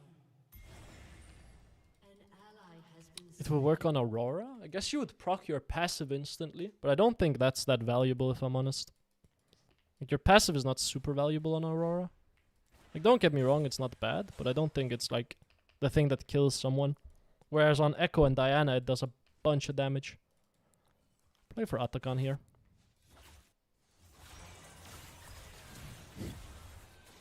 Okay. I think I need to help my Mr. Silas man here.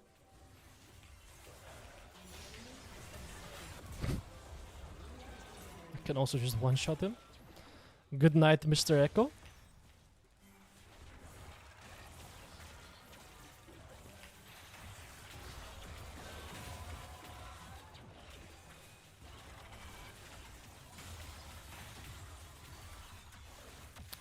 Man, Varus takes objectives so quickly, even if he's lethality because of the W passive.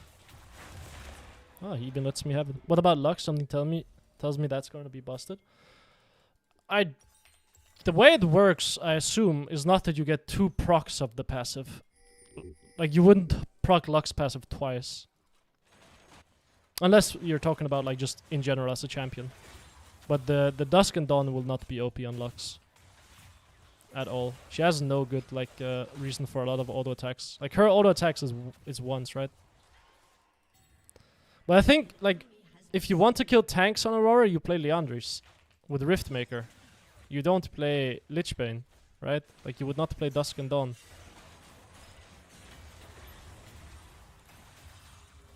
Like, you have to think, like, Aurora has better tank killing options than Dusk and Dawn.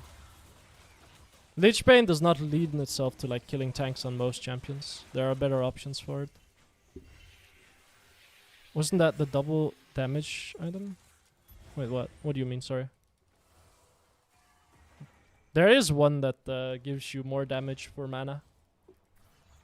But I don't think that sounds good on Lux either. That seems like a Kassadin Rise thing. Champions that actually build mana naturally will want that item. Probably. Okay, take base here. Get our last Whisper Cyrilda's going. Man, I love playing Varus lethality. Just because of how quick the champion accelerates. I'm 4.5 items, everyone else in the game is 2.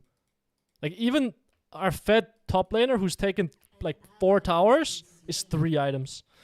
Man, I love cashback alongside cheap items. Like, I've gotten 1,000 free gold, basically, from Inspiration Tree. And then my items are already naturally very cheap. So I'm just so far ahead of everyone else in the game. Double damage on her ult with CD. It's not double damage, is it? Is it not just extra damage? Because double damage would be completely broken. Like double damage would break almost every champion in the game. So I can't imagine it's double damage. Because it would be built on every champion, by the way. Like, you would play it on every single champion if it made your spells do double damage.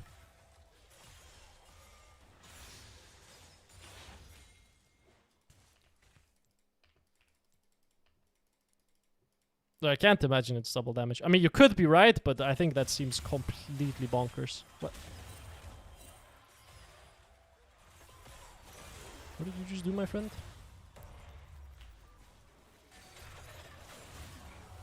Well, that should have forced the Queen out of the fight.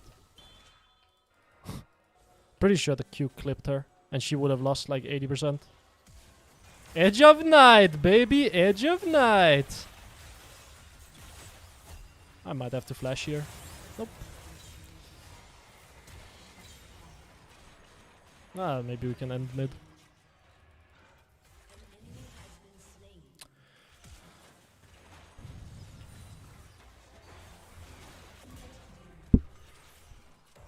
There we go. Should be the game. Yeah, GG's. Yeah, Thresh players, mostly, like, a lot of hook players, they think that for some reason they can hook in level 2 and then win. But, like, I promise you, what will usually happen when you play a hook champion level 2 is you'll hook in, you'll get the enemy, like, champion you hook, you'll get their flash. You'll get their flash, right? And then you'll die off the back end. Not players? Yeah, exactly. It happens so frequently with Nautilus players.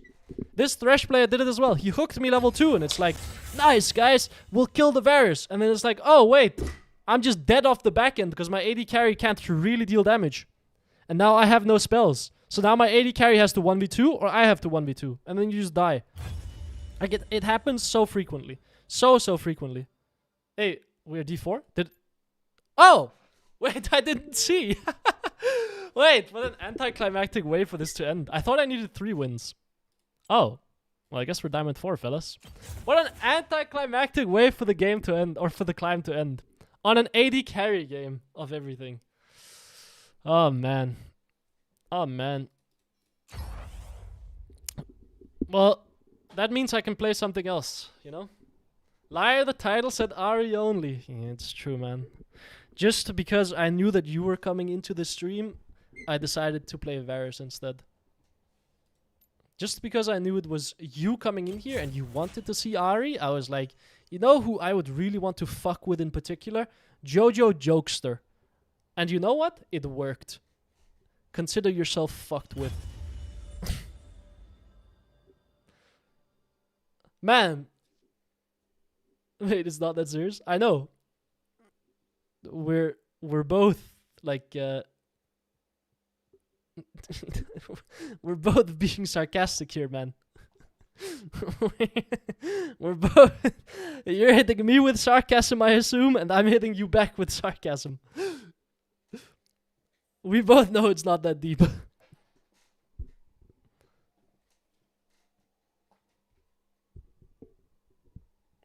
But maybe it's the cursed Scandinavian sarcasm where you can't tell that it's sarcasm. It could be the one.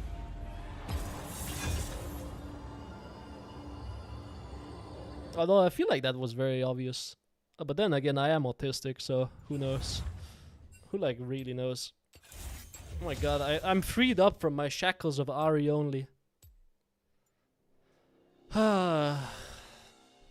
What do I want to play? I think I'll play one game. Aurora now? Almost everyone is these days. Yeah, it's fair. Everyone that plays League is autistic, man. We all know this. We're all on Spectrum. So it goes. No cure for fools. I suck at Aurora, though. I really want to play Oriana. I need to scratch that Oriana itch, you know? Play something fun? Well, like, what do people consider fun, you know? I love playing Oriana. I think she's an incredibly fun champion.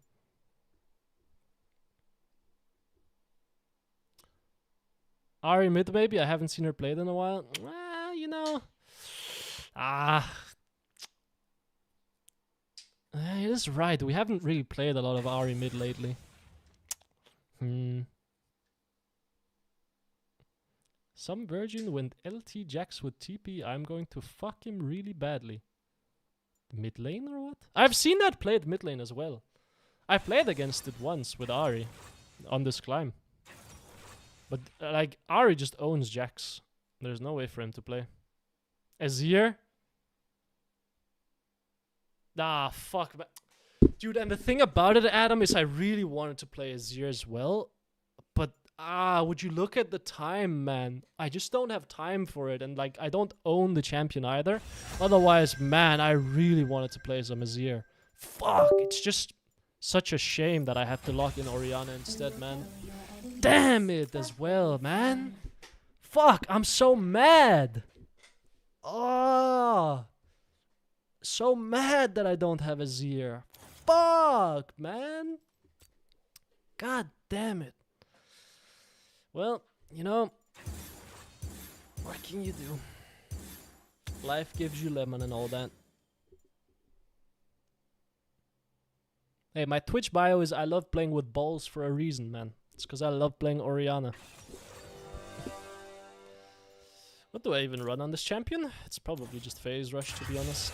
Merc treads this game look great. First item against elite. Oh, it's Briar jungle. Never mind. Don't need Merc treads then. Hope it gets dodged. If it gets dodged, I might actually have to play Azir. Mundo mid next? I could play some Mundo mid. I haven't played the champion. Like, I've played him top once. And jungle like twice. In the last like 5 years.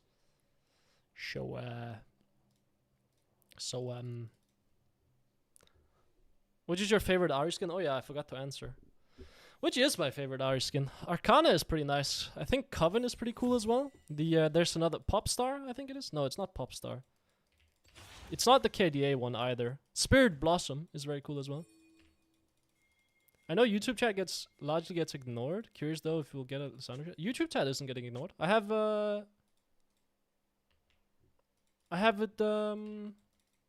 it merged. Do you mean Star Guardian? No, I have Star Guardian. She has Spirit Blossom, right? That one is cute. I like Spirit Blossom. Spirit Blossom and Arcana. Probably my two favorite ones. Spirit Blossom. Play something Schizo to gatekeep D4. Well, I don't really play Schizo champions. Like the champions that I am best at are like Oriana. Best skin is definitely the Faker one, bro. I coached a guy that had the $500 Faker skin, and I didn't really like it that much, if I'm honest. I just don't really like it that much. But it might be because I just, generally speaking, don't like T1 fans that much. So maybe I have like subconscious bias against it. But I don't think it looks that cool. But I don't like edgy skins in general. Spirit Blossom is cool. Yeah. SB on top. I just hate that T1 just wins everything, you know? Wow, this ball was fucking terrible. Wow, I have not played Oriana in a while, I can tell. Ouch. That's okay, we can push her in, call it a day. Try to Q her off the... I do not know my ranges, man. She will try to Q me off this, I would guess. No, she does not. This feels very weirdly played by her. She will tank some minion damage here.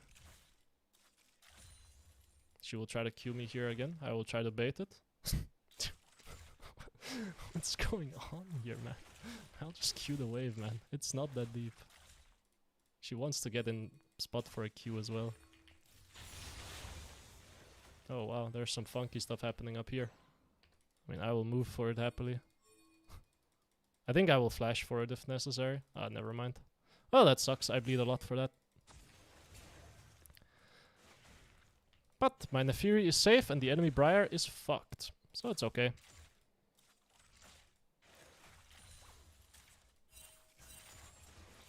I mean, enemy Briar should be completely cooked.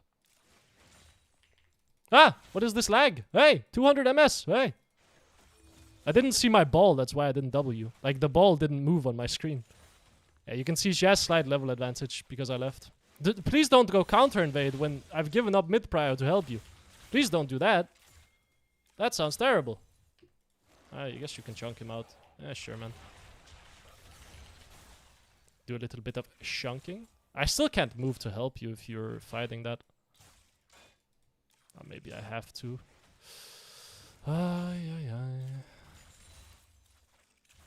think I have to go fight the Lissandra. Stop her from moving. QW here and then run up. Okay. Okay. It's just a win. Can the... Wait, Dusk of Dawnsile's building procs his passive twice? Wait, you're so right. And Syla's passive does a lot of damage. What the fuck? Man, like, what is this game? I'll try to bait her E, maybe. Slap her a little bit. I will bait her. Let's go. Let's fuck it. Have at it! Have at it, man! Come on, then. Let's fight.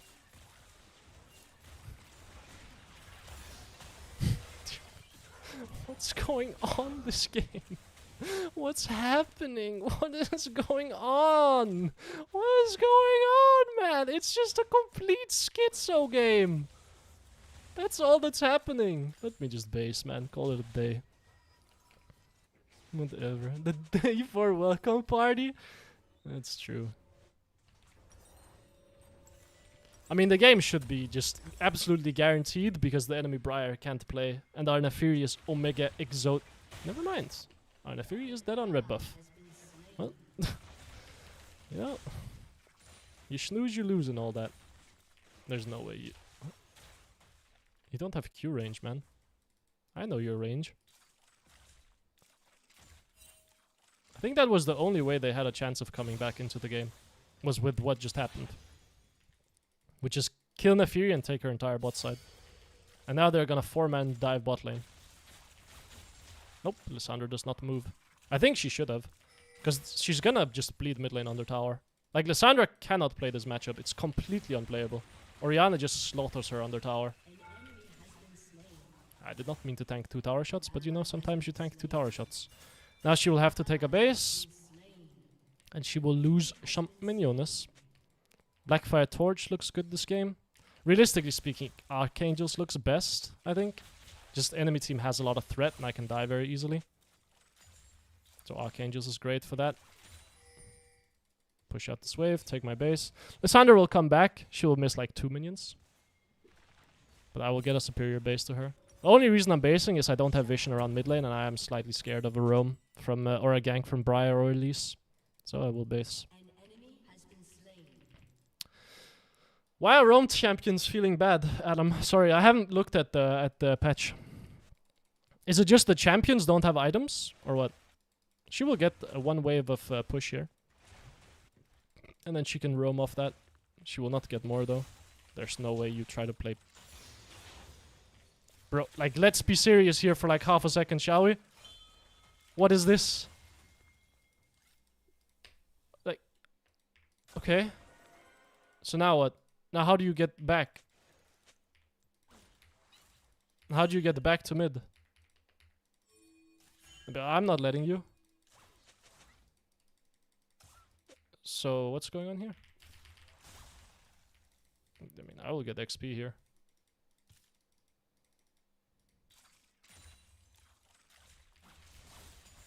I'm gonna force her off here as well. You don't understand. Yeah, okay, take it. I will force you to base again. Yeah, back to base you go, bud. So you lost a wave, and now you're gonna lose another wave, and you're gonna bleed a plate. Because of what? Because you wanted to like snack on my plate for a little bit? Was that it? That doesn't sound very worth it. She can't take this. I think I'm okay though.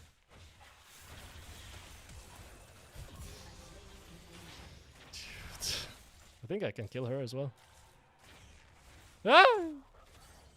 Can I save you maybe? No. You're dead already. I will just push the wave and then base. Fight is moving away from me anyway. Take my base here. Mid laner from hell. Well, the name is accurate at least. So wait, you mean to tell me... Okay. Wait. If you leave lane, you get less quest progress. Wait, is it about like how much time you spend in lane? What is it about?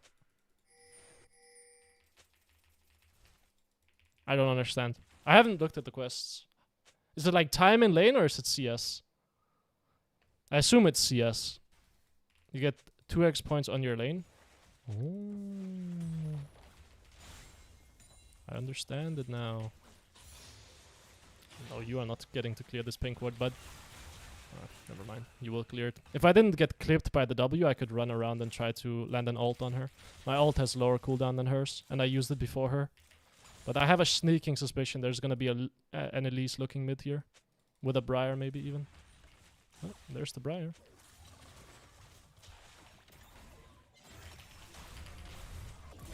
Let's go. Yeah. Okay, man. That was an awesome play, personally. I have to flash this, but I can maybe kite her. If I had the... Oi, oi, oi. That's mid lane. I have no doubts. I was not mid lane. That flash might be a little bit bad. But I think she had ult up again. I didn't track her cooldowns very well, so I didn't know. So, like, I don't understand. I feel like I'm 1v2ing... That's Lissandra TP. I feel like I'm 1v2ing mid lane repeatedly. And we're still losing on the map. So, 25-year-old pathetic loser. Wait till this guy finds out I'm 26. Wait until he finds out that's happening. What kind of slurs do you think will be flying my way? Gulp. Guys, I don't feel so good.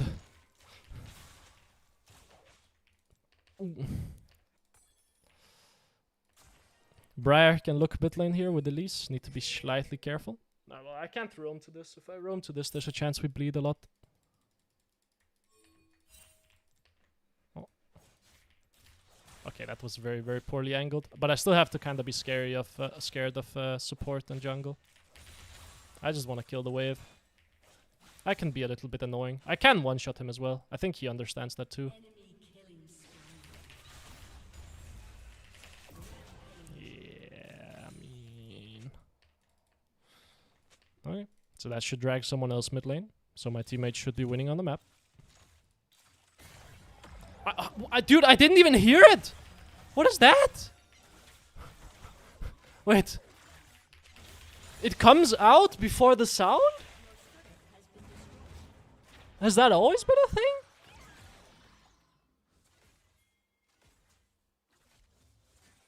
What? I thought it was like the sound while she's winding it up, like...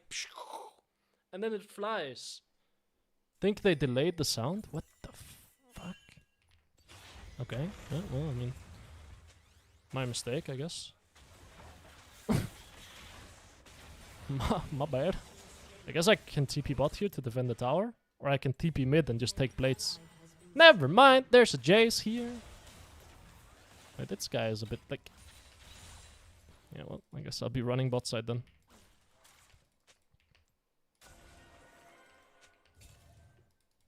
Should be able to be... Oh! I did not realize this guy had his Ghost Blade. But I dodged those. I know you want to QE that, bro. I know you. I play your champion. He will jump on this. He wants to jump. I know he wants to jump. He wants to QE as well. Oh, I'm dead. Never mind. I live. Well, surely my Sahin gets plenty of resources off of the back end of the Jace running mid lane. So it's all good. I can smell the resources already. I don't understand how we're losing this game, to be honest. I think it's just top lane getting fucking owned. Because I feel like I'm winning mid very hard. Bot lane looks to be winning as well. And jungle seems to be in decent spot as well. But it feels like we have nothing going on the map. Which just leads me to believe it's just Sahin being useless. And he's dead again here. He will die to Lissandra. But maybe I can trade his death for mid plates. It's probably the best I can do. But we don't have grubs. So... Ah, he gets the wave. Honestly, not bad. We play Drake. I think they can win bot here. Are they playing it? No. Need to be slightly worried about the Briar ult here and the Lissandra. Lissandra Briar combo can be a little bit dodgy here. I'm down to fight the Drake, man. I am more than down. Have to be a little bit scared of this bush. This Drake is looking a bit more dodgy now, if I'm honest. Yeah, Jace will move as well, I think. That's going for me or what?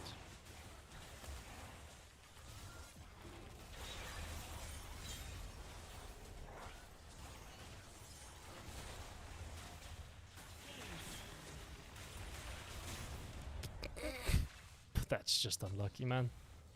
That's just the most sad thing I've ever seen in my life, I think. Can we not just take this? That just has to be the most depressing thing I've ever seen. Smolder will get the tower, I will base and go mid. That Nefiri cucked me on 2 occasions. I wanted to EW her, but then she pressed W, so I couldn't target her with the E, so my W just went off on myself. Then I wanted to E-ult her, and I got Elise stunned, so I couldn't. And then she took the blast cone when I finally ulted her to hit the 2-man ult. And then she died to ignite anyway. Wow, that was depressing. Yeah, okay. I mean, you are just not scary at all, I will be honest. Well, you are slightly scary though. Is Jace here? Nope. Well, then I'm not worried at all, to be honest. Jace is the only scary champion on their team. That Drake is probably dead. Can try to push out mid for it. Nothing we can realistically do with no top laner and enemy top laner roaming. Can push out mid. Don't think we get to take the tower. This is warded as well, if I'm not mistaken. Yeah, we see the Jace. He will maybe try to QE this bush. Nope. I mean, I have an angle. And they won't know that I'm here.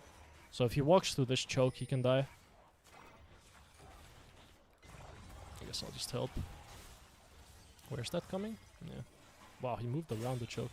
You can go. Just ult him? Surely. Just ult him, surely. I hate my Nefiri, I won't even lie. Absolute criminal. Should be okay though. Draven should die here too. Nice. Can take mid tower. I don't think we need to herald that. Really? Does my Smolder die? I have no mana for you, bro. I can take this. Call it a day. Drive it into the next tower. What a funny game. Man, this game is completely fried. It's a classic D4 game. Ah, that's a good game to end the season on. Cause wow, what a fiesta. What a complete fiesta. Your team has destroyed a turret. And you can see again, because I'm just farming 2 items already. Only other champion in the game with 2 items is the enemy Jace that got a solo tower top lane with all plates. That's the only guy that has same amount of items as me, because I'm actually just getting resources. Although my CS is not as high. Maybe Jace can murder me. Let's see. Probably not though. I think I beat him in the 1v1. I swear Emerald 1 is higher elo than D4. Well, this account has been in D2 MMR for quite a while. Nice, good hit. Just early ult as well. Get it done. Oh. We have Xerath ult, should be okay. Maybe base here, go mid. Yeah, I think this game is around D2 MMR, by the way. It's not D4. When you get like this high of a win rate, your MMR goes considerably past, and it never really goes back down, like unless you lose a bunch in a row. I think if I kept winning, maybe if I went flawless to Diamond 4, it would have been in Master Tier MMR or somewhere close to it. But last time I had like very, very high win rate as well, and it was only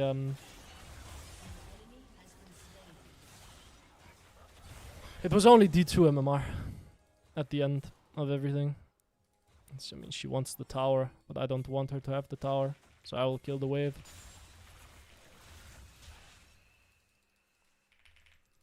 Minion blocked into her, picking up 2 cinders.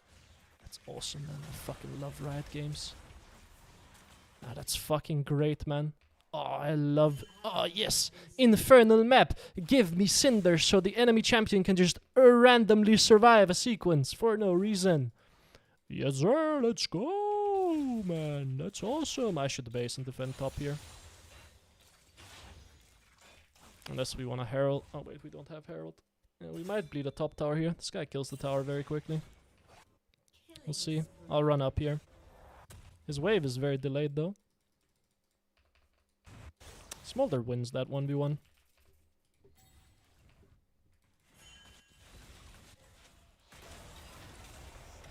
Yeah, he's a bit too fast for me to catch him, I'm afraid. Get the Canone. Should be able to kill the Jace here as well. I don't even need to ult. Nice. Could defend bot lane with a TP here. No, I can't. This TP is very bad. But maybe we make some miracles happen. Oh, it could also just miss my spell. Get phase rush proc. Run at her. Press R. And she's finally dead. Christmas miracle. We could Atakan maybe. Nah, feels dangerous. Wow, this Briar build looks completely, absolute fucking useless. Why does she have Kraken Hubris? So, like, what? I would love a base here, but if we want to force Atakan, I will happily force it with you. Oh. Well, I actually don't really want to force this anymore. Like, I won't lie. This actually looks completely terrible. This just looks really bad, doesn't it? I have completely no mana. Just leave it. Ah, no. We will just lose the game here. That's chill. Ah, guys, we must do the Atakan. Nah, we can't just take a free tier 2 top lane and jump off of it.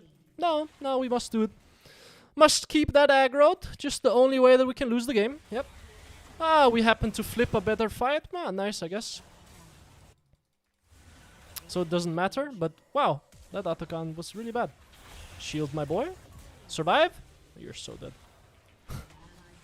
Are they on it? No, they're not. But Jace will be trapping a bush here. It's the only way they can do something. I mean, I want to play it. Ah, my flash was panicked. I didn't want to give him the Eclipse proc, because then he could outplay. But it was just a bit too panicked.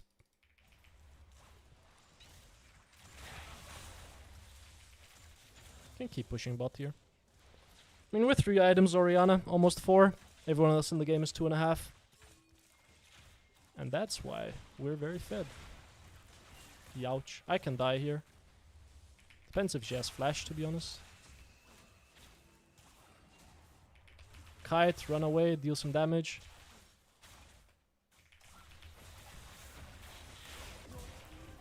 Live. I had 75% win rate. I dropped from 38 on plat 1 to 23 when I got to emerald 4 instant. I don't know why. I think on like tier upgrades or whatever you call it, like when you get a new rank, your MMR like decline. Like the MMR you need to jump from plat 1 to emerald 4 MMR is I don't actually know, but there's like a big discrepancy as well. You notice it mostly when you get Master Tier. You notice it very heavily when you go from D1 to Master Tier. Because you start going from like, oh nice, I can get 28, 30 LP in D1 to, oh, I'm getting like 20 to 18 to 20 in Master Tier. Like usually that's what happens. And then you have to win like quite a few games for your MMR to stabilize there. Dude, what the fuck is even going on? We have to defend the mid lane. Can't do Atakan. If enemy team is good, they will go Atakan. I wanted her to ult there. But this is dodgy. I can die here. Let's just wait, I guess. They will try to force out the Khan. Thank the heavens they didn't take a mid tower. I guess we'll trap here. Oh, they know? Did she get a ward in? Okay. Wait, what? He wins this? Go. Jump him.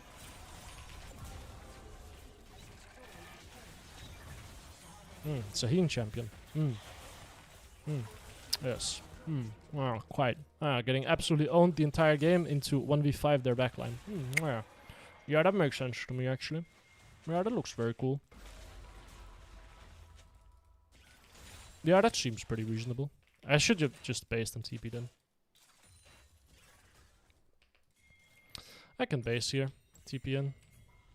Ah! Minions! Bastards.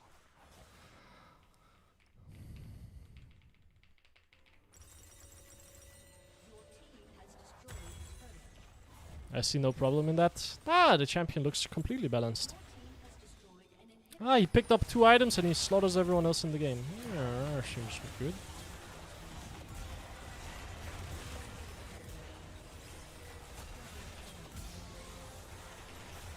Ah, my Quadra, man.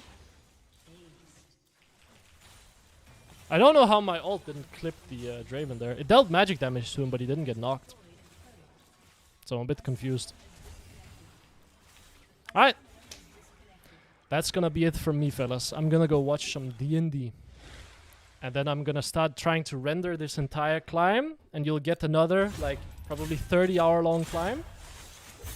Riot has been cooking some absolute disgusting champions. Actually, does any of you read fantasy books? I need some suggestions. Because I need to buy more books. But I don't have enough books that I need to buy to get free shipping on the site that I'm ordering from. So I need some more suggestions. Like, I need a new series to start, ideally. I'm gonna finish Red Rising here. I need to buy book 4, 5, and 6. But that's only like 30 bucks.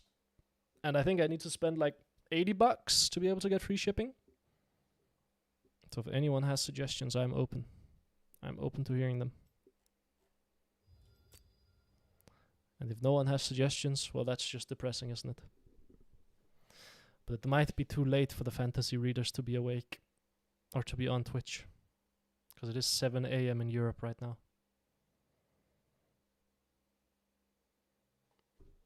So it goes.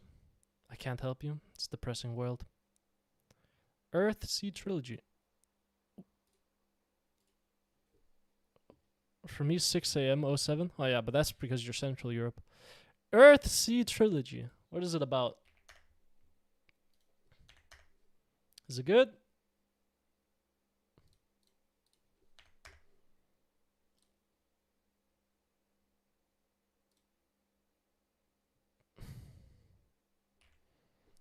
Ursula Le Guin and C.S. Lewis are my favorite authors. C.S. Lewis, he's the guy that made is it Discworld? Or am I thinking of someone else? No, he made Narnia. Did he also make Discworld? No, he didn't. That's Terry Pratchett. Okay, never mind. C.S. Lewis is Narnia, right? I could be very wrong here. Narnia guy? Yeah, okay. Wizard releases Demon and World, has to deal with them. Could be interesting. Could be fun. I was gonna read, I think it's called Jade Kingdom or something like that. What's it called? It's called Jade City. Jade City is what I was gonna read. But, yeah. I still have a lot of books that I need to read. I still have Hierarchy 2. I have Tress. I have The Devils. How do you carry your team as AHRI if they all go 3 and 8? You get 3 items and then you one-shot people. You learn how to get through. Okay, so listen. The faster you can get 3 items, the faster you can actually deal damage. So your job is to try to get 3 items as quickly as possible. That is my general rule. Just try to get 3 items as quickly as possible, and then you can actually carry. You can actually deal damage. It works all the way up to probably around Master Challenge or Master. Just play for yourself, get resources, call it a day. Then when you get higher MMA, you'll sometimes have to drop minions to stabilize games. C.S. Lewis and Ursula Le Guin. Who's Ursula Le Guin? Any technical book recommendation? What do you mean? Nothing quite like buying a bunch of books and keeping them on the backlog for way too long. Well, the way I do it is I usually buy like... If there's a series I want to read, I buy like 1 to 2 or 1 to 3 of the books. If it's very well like recommended, I'll buy like 3. I'm trying to learn Golang routines right now. I got a book recommended on fuck, what's it called? I don't remember, but it's like fuck, what is it? It's about the proper coding practices and such. But I mean, Fourth Ring, you need to read that though. I mean, I will say I haven't I don't think I've read any books on programming or anything of the sort. Mostly because my end game goal is not to be a programmer. Programming just happened to be something I stumbled into and that I am proficient enough to be able to work. But it's not something that I want to be like. My end goal is not to become a very, very strong programmer or very, very good programmer. So I don't have that much interest in getting better than I am already. Like, just straight up. Like, it is not what I want to be good at. Did you pick it up? Or take coding? You spec into content creation? No. I much prefer just running a company. I think that is way more fun to me. Way more challenging. I like the part of programming that I enjoy at the moment is when I get to build a product and I get to show it to a client and I get to interact with the client. I really enjoy that. I enjoy being like, dude, look at how fucking cool this is. Look, this is what we can do for you. This is like the actual things that that we should be doing. And this is why. I don't enjoy the actual like technical programming that much. My intent with becoming a programmer was, I have friends in the space, so I knew that there was a pretty decent chance that I could get a job through them. So I knew that like I had like that kind of security, right? Like I would be able to get enough work to survive as a programmer through a friend of mine. Even if it wasn't a lot, it would be enough to survive, which would give me a safety net, right? But my intent was always just to be reasonably skilled at programming so that I could interface between client and a programming team. That was always the objective with programming. And now, unfortunately, because I am the main dev on the front end for one of our works, I have to actually learn like how to do shit properly. Which is a shame, because I don't want to. But here we are. Sometimes you must do things you don't want to make it work. But, so it goes. I have to actually learn how to set up everything so it's somewhat maintainable for when I have to hand it over to someone else, right? And because I took over the project from a junior, everything is just fucked. React? Yeah. It's a native project. It's a native project where everything was basically hard coded and everything just like, dude, I don't know who was on this. Well, I know who was on the project before me, but it was a junior dev that was studying computer science, and I'm guessing it was just his first project because everything was like all the styles, right? Were absolutes, first of all. So everything was just absolutely positioned. Which, bullet in my skull already, right? Second thing, it was TypeScript, right? And then every single, like, there was no centralized, my man doesn't fuck around. Dude, I wanted to kill someone. I wanted to kill him. But fortunately, he doesn't work at the company anymore. Because, well, you know why. Second thing, in every file, there was an interface definition and like 10 type definitions for everything that was used in that file. The problem is the types were used all over the code base, right? But they were defined individually in each file. So it was not like one type that we use everywhere. It was the type is defined every single time. And I also wanted to kill someone because of that. Because I had to... And then all of our colors and everything are hard-coded. So if I want to change a color scheme or change a shade or something, I have to go change it everywhere.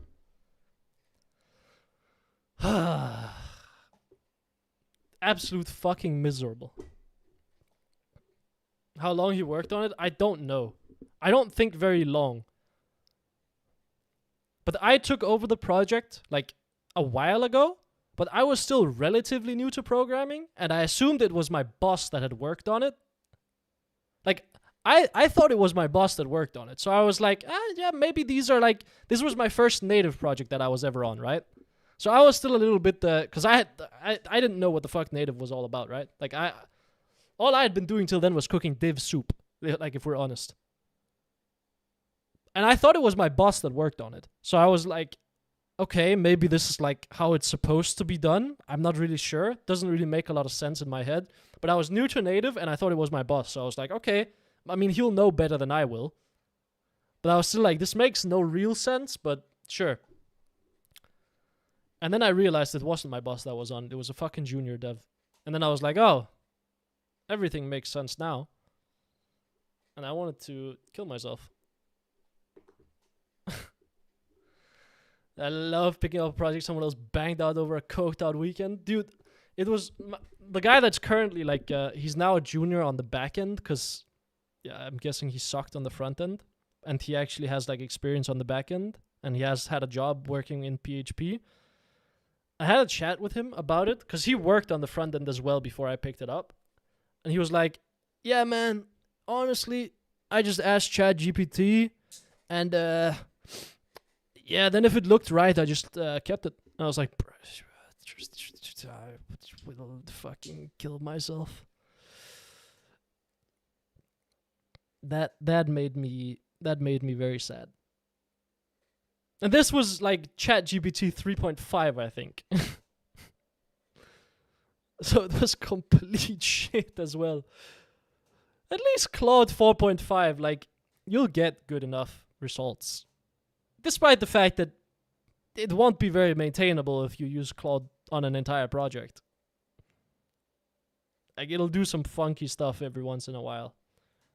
That'll leave you scratching your head. Good enough until you have to go prod? Yeah, exactly. Well, good enough until someone else has to look at the code base. It's good enough for prototyping. Claude is great for prototyping, I think. Getting prototypes and proof of concept, Claude is fucking awesome. When you actually have to go to production and when you have to have someone else maintain the code base, it sucks. True that, I completely agree with you.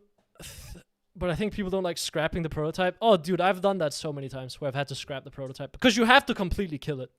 Because the AI will do so much dog shit that it's basically impossible to convert it from a prototype into an actual decent code base. So you just have to kill it completely and start from scratch. Which sucks. But like it's the way that'll actually end up saving you time. Yeah, some people build on top and just get fucked later. Yeah, exactly. I know. I've built 2 projects with Claude. And none of them have gone to production. They're just things that I'm using for myself as like a prototype and a proof of concept before I build out an actual service around it. And I'm just looking at it and I'm like, there's no way this is maintainable. Like, there's no way someone else could look at this code base and know what's going on. Like, I can barely look at the code base and know what's going on because Claude has just done so much dog shit everywhere. So, What do you think about university versus building your own project slash company? Well, Mark, you're talking to me, and I dropped out of university after 1 year, and I studied psychology. So you're talking to the wrong guy here. Our university is free as well, and I still think it's bad.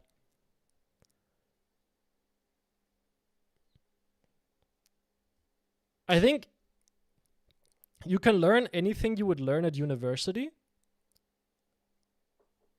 on your own considerably faster and then build something yourself.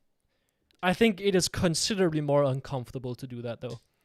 Going to university, getting good grades will practically speaking guarantee you a job, in Denmark at least. Like if you go to a relevant degree and you get good grades, you will be landing a 6-figure job for the most part. Because Denmark is Denmark. But you can also land 6-figure jobs without university degrees. Yeah, bro, my cousin works as it's technically a plumber, but it's something else. Like the translation is plumber, but he does something else as well. He makes like stuff with copper, basically. He makes stuff with copper and whatnot. And he was didn't go to school or anything, I don't think. And he was on, I think, around 111 grand a month. Oh, not a month. Jesus Christ, a year. Sorry. My God. That was after 2 years of working. And my brother is a garbage man, and I think he's on 70 to 80,000 a year, if I'm not mistaken. And that can go up to around 140, depending on where you work as a garbage man. So you can see, like, even those jobs are earning very, very well. But trade jobs usually earn well anywhere, to be honest. But yeah. You can, yeah. You're guaranteed a very good spot. I think it's just, in my head, I mean, university is free as well, so it's pretty like plus EV to do in Denmark, right? The only thing you lose is time, which to be fair, like, you do lose something. Like, time is valuable, right? You lose 3 to 5 years. But you get to get good connections. You get to have a little bit of fun. And you get to interact with people your age, which is cool. And then you get to walk out into potentially like a pretty good chance at a 6-figure job. It's a very, very solid choice, right? And it's free, so you don't come with debt. Are you up for any coaching sessions at the moment? I don't think I have anything scheduled, no. But I have some work to do. And I have to have a meeting with my back-end lead dev. He wants to show me some things that I could do better. What's the mood in Denmark on Greenland stuff? Well, I'm not in Denmark, but I think we don't care, was my understanding. Like, when I was there last, there were also these talks about the Greenland. And I remember a lot of people were like, well, I mean, we pay money to Greenland. Like, we lose quite, like, 30% of the budget of Greenland comes from the Danish government, if I'm not mistaken. And it's not like that benefits us in any way, shape, or form. So I think the mood there is like, well, what the fuck are we doing? You know? Like, be among the people I talk to, at least. I don't know where else it is. Like, I don't know what the mood is, to be honest. Sometimes I debate this idea with myself as someone in university. Thanks for your thoughts. I think if you're in university and... yeah, I don't know. I mean, Jellicus needs to show this incredible engine game, though. Tell me, please, what you would do. I will book a session. You can. Sure thing. I want to start doing reviews for people in my Discord as well. Like, probably once a week or once every other week, and then make that into content. Though school versus project debate is super country dependent. In the US, you really have to do both, build project and go to uni, just get looked at by companies. Very hard for new people. I think in the US, there are so many ways to game the system and get ahead of people that involves not just following everyone else's footsteps. You know what I mean? Like, there are so many, like, social engineering ways that you can get people in companies to recognize you, which is the only way to realistically get hired, from my understanding, unless you're just incredibly skilled. Like, unless you just have, like, a CV and portfolio of a god, basically. But there are so many, like, you have to play the social game in the US. Denmark, you don't as much. You can actually just apply for stuff, is my understanding. Uses a loophole, find their minigame. Yeah. But I think if you, like, the game in the US is not necessarily being incredibly skilled. It is to network well, was my understanding. Like, the only reason I have a job in the US is because of networking. So it just comes down to who is more willing to, like, do more stuff in that regard. Which is funny, because it's such a dichotomy, right? Because if you focus more on doing, like, networking and loopholing, you will obviously spend less time actually perfecting your craft. So you will be worse than someone who would have just spent the entire time trying to perfect what they're doing.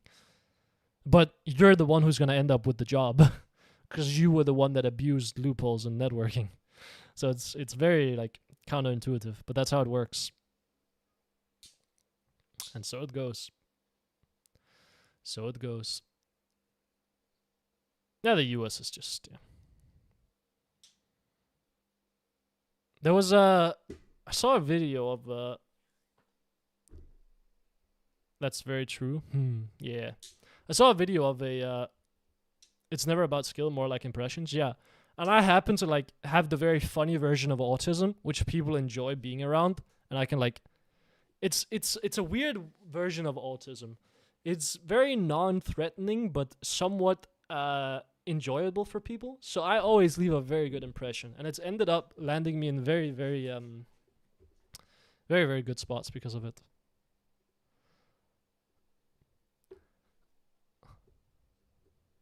If you were to write a book, would you title it "And So It Goes"? Yeah, that's how you know. To be fair, I was writing a world for a D&D campaign, and then we never ended up playing it, which is sad. So I think I now just have 70 pages of world building. Of, like, cool areas that I thought of.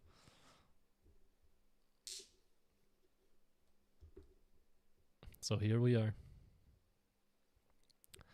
Networking is most of it, but that's also a lot of RNG. I think there are tools you can do to network better.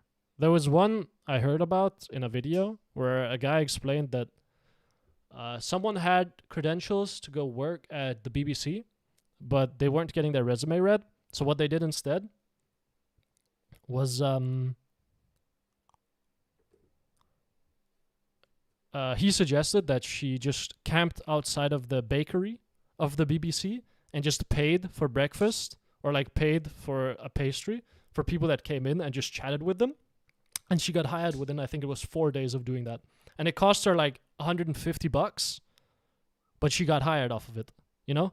Like, there are things you can do like that to, like, get the people at the company to recognize you're there and get them to actually look at you and cheat the system in that way. And it is so high leverage to do that. It is incredibly high leverage to do, because no one else does it. And, like, what do you lose? 3 days and a few $100? It's like, oh, at the chance of getting the actual job you want, that seems like a pretty good trade to me. And the best part is, you might be less skilled than someone else that would apply, but it doesn't matter because you've left a great impression, and that's what matters. I'm studying EA. I want to focus on my own project, but I'm forced to spend more time in school, which I don't feel actually create true skill. It's conflicting at times.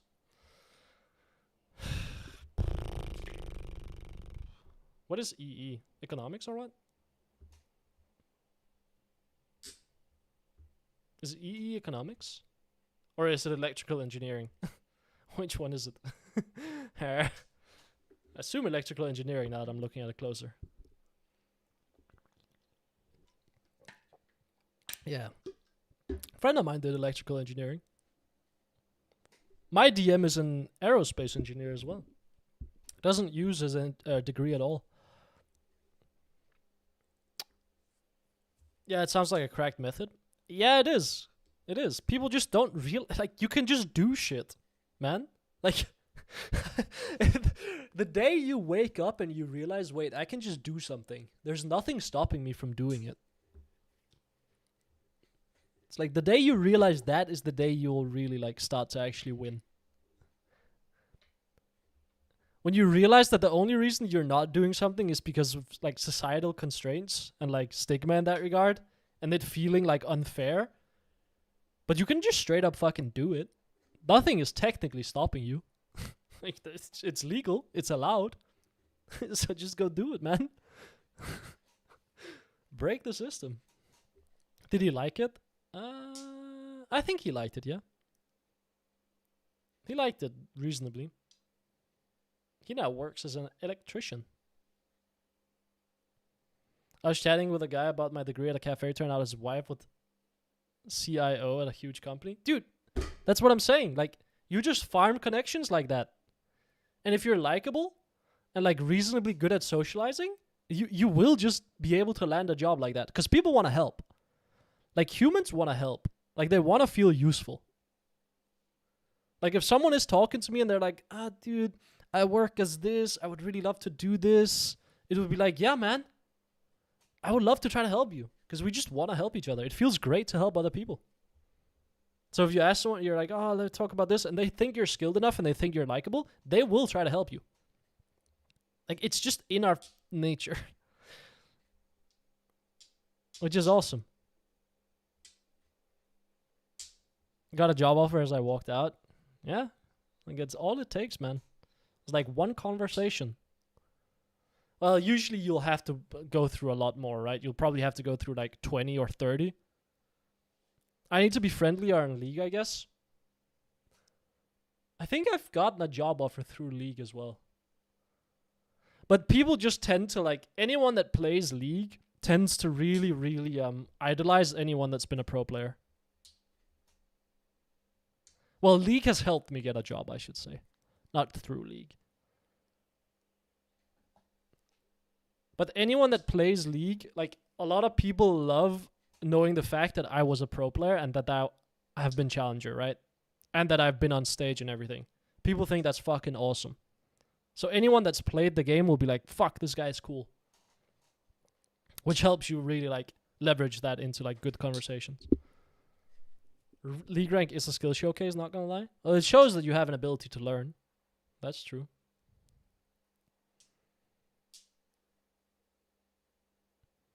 But I think it's not about like the qualities, it's just like people think it's cool.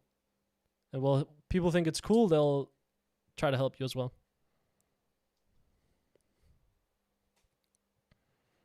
Yeah, like it's just how it goes, man. It's very fun. It's very cool.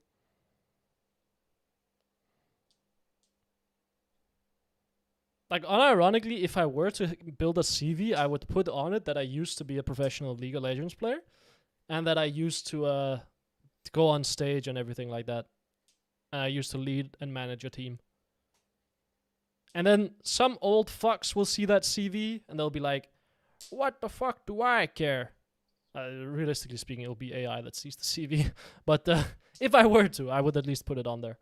And try to leverage that. Because if someone sees it, they'll be like, wait, dude, that's cool as fuck. Right? They'd be like, whoa, that's like, if someone plays League and sees it, which happens very frequently in this industry, they'd be like, wow, that's awesome. And they would get a foot in the door.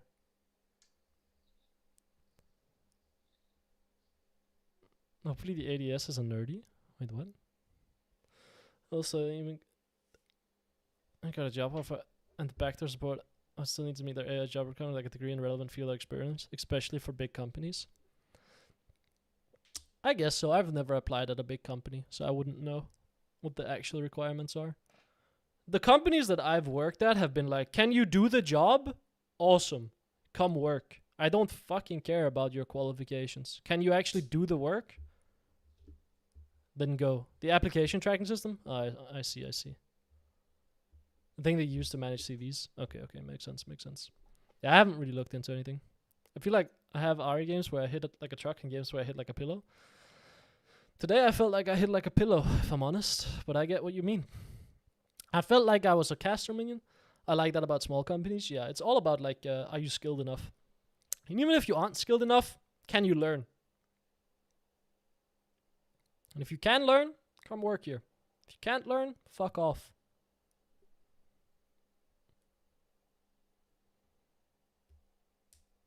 like every company I've worked at, I have been directly below a CEO or a CTO.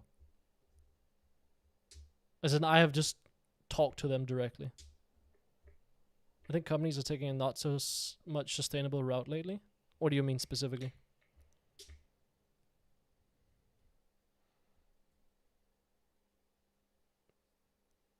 I think with everyone being very concerned about the economy at the moment, especially larger companies, it's probably plus EV to like it's probably the time where you can snipe employees that are very talented for low prices. Which sounds really fucked, right? But I think this is the time to do it. This is when you can get like really skilled people for cheap. Because companies are laying off and not hiring. So this is like, these are like the moments in betting and in trading where there's the biggest EV. Is when the market thinks one thing, usually they're over like reacting to that thing. Or like in my opinion at least. Like I think there's a massive overreaction. A lot of junior positions are vanishing. Yeah. Yeah, I know. Absolutely, they don't like training anymore, which is dumb. I work as a software engineer, self-taught 6-year industry and lead multiple teams and still get turned down on jobs because I have no formal degree. Yeah, it happened to a friend of mine as well. Been programming since he was, I think, 5 or 6 years old. Now he's 21. Has worked like on incredible projects and gets turned down because he doesn't have a degree. Which is just insane.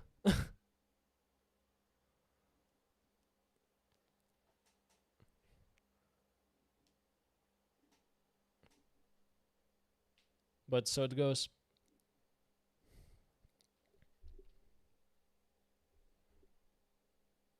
I just don't get it. In my head, it makes no sense. But so it goes. It can be a real uphill battle without a degree for no real reason. Yeah, I know. I know. I just don't get why. But hey, I mean, it's good for me. As selfish as it sounds, it's fucking awesome for me. It means I can hire people cheaper. I can hire skilled people for cheap.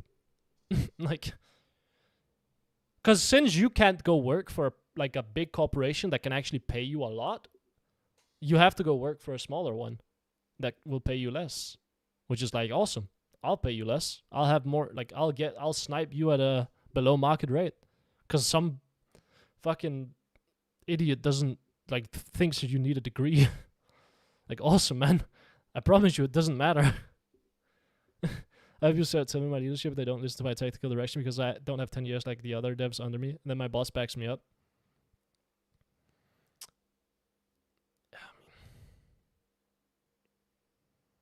Maybe it's like a cult where they just want people to degree to fit in. It could be a situation of like, there might be some incentives that leads them to need degrees, you know? I don't know. I have no idea how the system actually works. I'm looking in as someone that is like looking to start hiring people at this point. And I'm like, wait, this is all awesome for me. Dude, I'm sitting back, I'm like, dude, this is great. This is great. People are like, as bad as it sounds, it's like, oh, people are getting like, we're not hiring juniors. We're not taking people unless they have degrees. I'm sitting as someone that wants to hire developers and be like, oh, that's awesome. That means I can snipe all of those talented people for considerably less money. I've watched Coding Jesus. I know of him. I've watched one of his videos, I think. CS grad these days are just lost. I mean, I imagine it's as bad in Romania. You're correct to a point. There are government contracts and companies that require degrees, which are fine and understandable. I mean, there must be incentives somewhere along the way that forces these companies to prioritize degrees over actual skill. Which, like, there's some incentive somewhere that you can probably find. Who knows what it is? Not me. I'm not too bothered to look into it. Fantasize about running a company that focused on training people? I mean, isn't that just like a regular dev bootcamp? That's what you're competing against at that point. Unless you're talking about like an agency that trains people and then sell the services. Are you playing ranked? No, I'm done. I hit diamond already. I'm just yapping at this point. If you don't want to hear the yap, I will be back next season and play and playing the new AHRI or the new builds on AHRI. Try to figure out what's good. It's just a yap session at this point.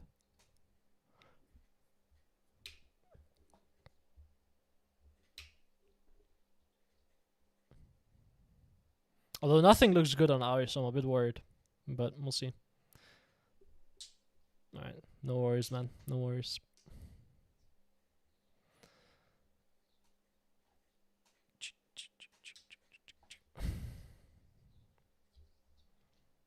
Diamond now, does that mean we get an AHRI APC bot lane video now? Maybe. You mean AHRI bot the ADC? The ADC AHRI? Yeah, that sounds like I'm not griefing everyone else in the game. Kappa. I'm a bit sad that I can't see the match history. So it goes. So it goes. Do you think it should give kills to teammates in low elo, or should I just take them myself as AHRI? Depends what champion. I like giving kills to people.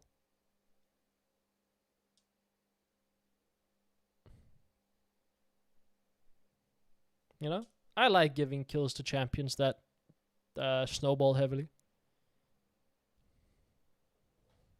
That I think can carry the game. Because as AHRI, usually you are not the main character in the game. You're a champion that accelerates people, you get 3 items, and then you play fights. And you can get your resources through farming properly and the pressuring side lane.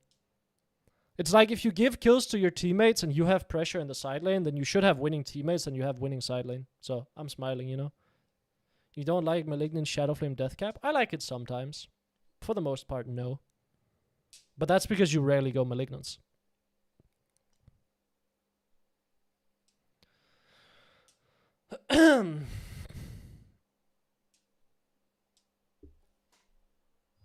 Need to stop recording. No reason to keep recording. This yapping session is not going into the like 30-hour AHRI video anyway. What you don't like about it, you don't get cooldown reduction. That's the only thing. And it's expensive. Shadowflame costs 3.2. Whereas Horizon Focus is 2.75. Or 2.9. No, I think it's 2.75. So you're paying an extra 440 gold. Or 450 gold, and you don't get ability haste. You do deal more damage though. Like you get more upfront damage with the pen and the crit. But that's it. I feel like I want to take Resolve secondary and something like Yasuo or Yon, but what would you take in addition? Overgrowth or Unflinching, depending on if they have CC. Unflinching is good if they have CC. Shadowflame feels mega bad into MR. It just feels bad into anything that builds HP as well. Because you need multiple rotations to kill those guys, and Shadowflame doesn't give you the haste, so you can't. So you need to wait longer for that second rotation. Which sucks.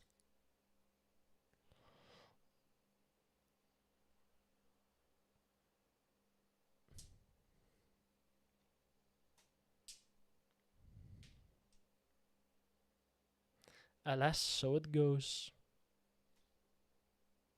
If you have Shadowflame, your most likely head node should be good enough to one-shot. You can that's the strength of Shadowflame. So you can one-shot squishies on 2 items instead of 3, which is nice. But you can't deal with frontline very well. And also, no, if you have Shadowflame, you're not most likely ahead. That doesn't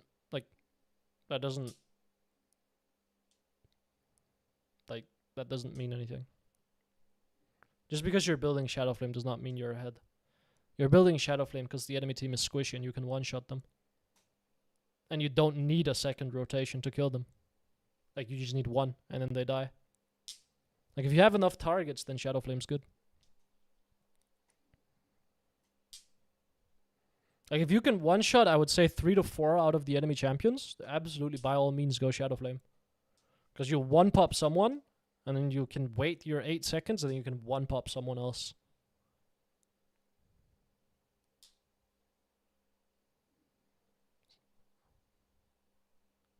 Sometimes I miss the old rune system. The one where you had to buy them? The one where when I bought a Razer mouse, a Razer Abyssus mouse, I got the Razer movement speed quint. That one? Which I eventually ended up like... I think you could trade it in or something. Or you could sell it or something. Because it was just a regular quint. Man. I sold it for something else. I don't remember what. Because none of my champions played the movement speed quint. They all played the AP one. I spent like 4k IP on the old runes. Dude, I spent so much. Yes, that is why I built Horizon Focus. Because it gives me more rotations. So I can land more spells. So I accept that I will not be one-shotting anyone. I will be setting up teammates. I'll be dealing 60% of their HP. And that's it. You can still one-shot people on 3 items with that build, though. When should I buy Malignance and when do I go Blackfire? Is this still a thing next season? Do we still have Blackfire and Malignance?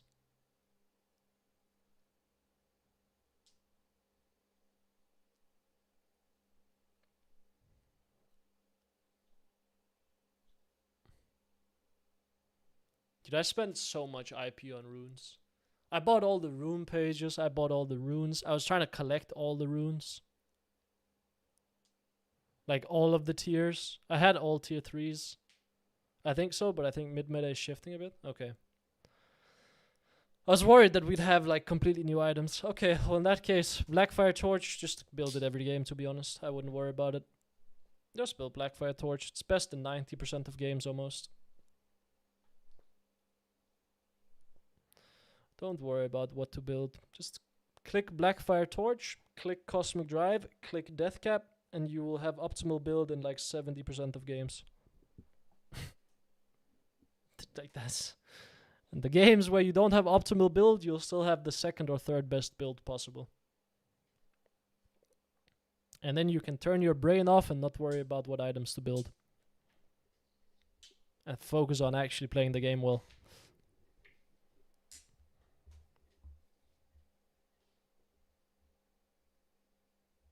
I think you didn't see what happened to Horizon? I didn't, no. I haven't looked at the new items at all. It's an interesting thing about her, that way it doesn't function a lot of mids who full build damage. Yeah, she doesn't. They pissed on the item. Well, that's fucking sad. So it goes, I guess. Switch it up a bit. It is just a stat stick, so hopefully it has like a different quirk. We'll see. We go on Malignance all the time, but I think Lichbane build is good, or? No, I don't think Lichbane is good. Not with Malignance either.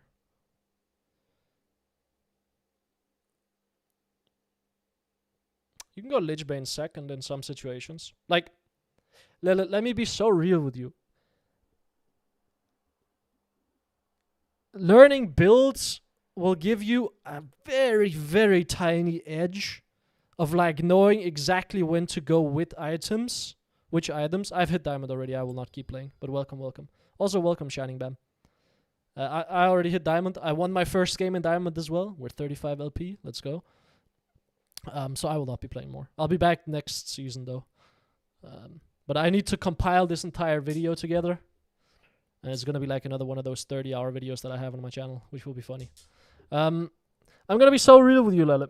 Building properly is worth like what? Like a couple of percentage points in terms of actual edge and probability of winning in such a small amount of games. Like the average is probably like maybe 1 to 2% higher percentage of winning if you average it out by knowing what to build properly.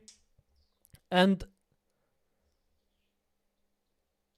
like apart from, or like compared to just going a regular build, you know, it's like a few percentage points, like very, very few, that I wouldn't even worry about it, man. Like I would just go reasonably strong build that works in almost every game and then focusing on actually playing the game better so you don't have to think about your items. Like, that's what I would do. I would focus on learning actually how to play the game instead of how to build your items properly. Like, dude, I went the same build about 100 times in a row and I hit Challenger with that. Right? Like, what percentage would you put on itemization? Very, very low. It barely matters. As long as you're not doing something that's completely brain dead. As long as you're not, like, doing some crazy shit. Like, dude, listen, as long as you do this, let me show you. Let me just straight up show you. You go here, you go here, you go League of Items, you go here, you go here, you look AHRI, you go here, you look, okay, yeah, okay, yeah, nice, okay. Blackfire Torch, highest win rate, awesome stuff. Horizon Cosmic Drive, second highest win rate, awesome stuff. Deathcap, third, nice. Fourth, Hourglass looks good. Crypt Bloom looks good. Probably a bit situational. Okay, nice. Perfect. You found the best build in like almost every single instance. Fucking nice, man. We're sorted. like, that's all. Like, as long as you can do that, you don't need to think about building. You just do that every game, and you're like, oh, nice. We've figured it out. It doesn't matter. Unless you're LS. LS doesn't think builds matter either. LS thinks builds, incorrect builds is a misunderstanding of knowing what you're supposed to be doing in the game.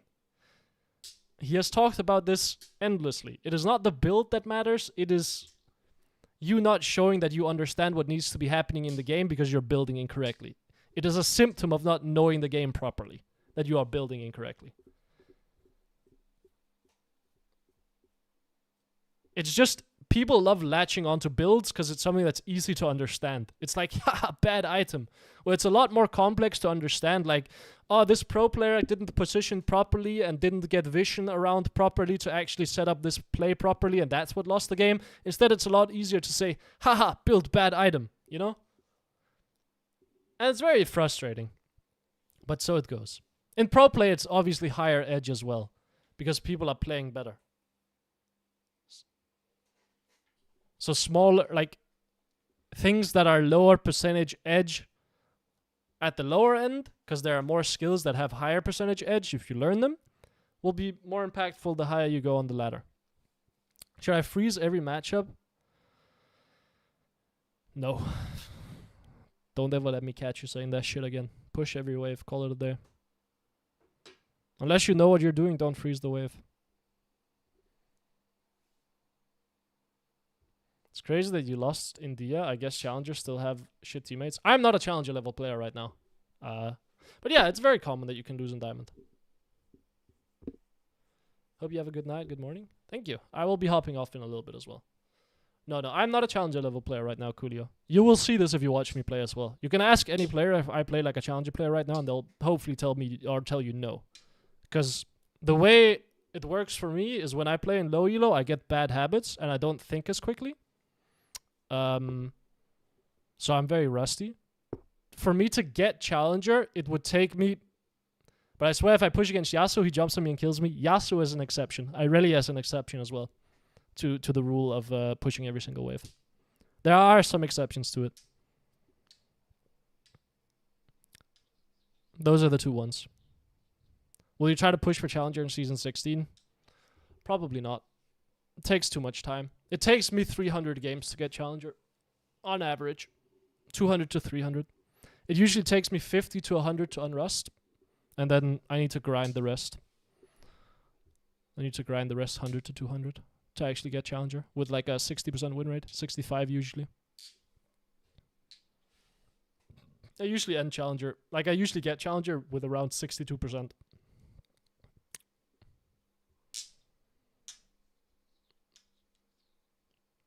At least that's what happened the last 3 times I've gone for challenger. So at this point it's become a trend where it's like 200 to 300 games and then I'll get it. But that's a lot of time to invest, right?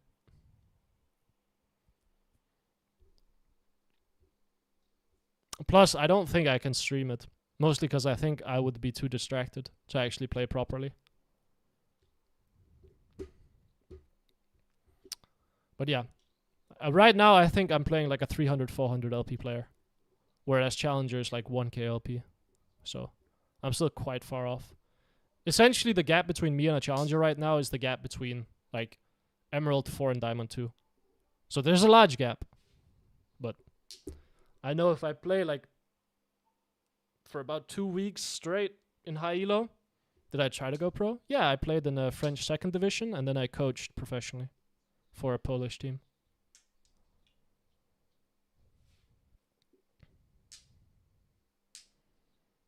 Yeah. But Coolio, I tried to go pro in season 9. Actually, first time I played at a LAN, I think, was season 6. And then I got an offer from a French 2nd division team, and I played with them. And it didn't really do very well. And that killed all my motivation to play pro, because the team was just so disorganized, and the staff was dog shit. So then that killed my entire motivation to play pro. And then I became a coach instead. Which I thought I was way more helpful with. Because I was a pro player. Or well, pro player. Not like pro. Like, not something that, yeah. 2nd division France doesn't make you a ton of money, let's just say that. I was getting paid like 300, 400 a month. Not enough to live off.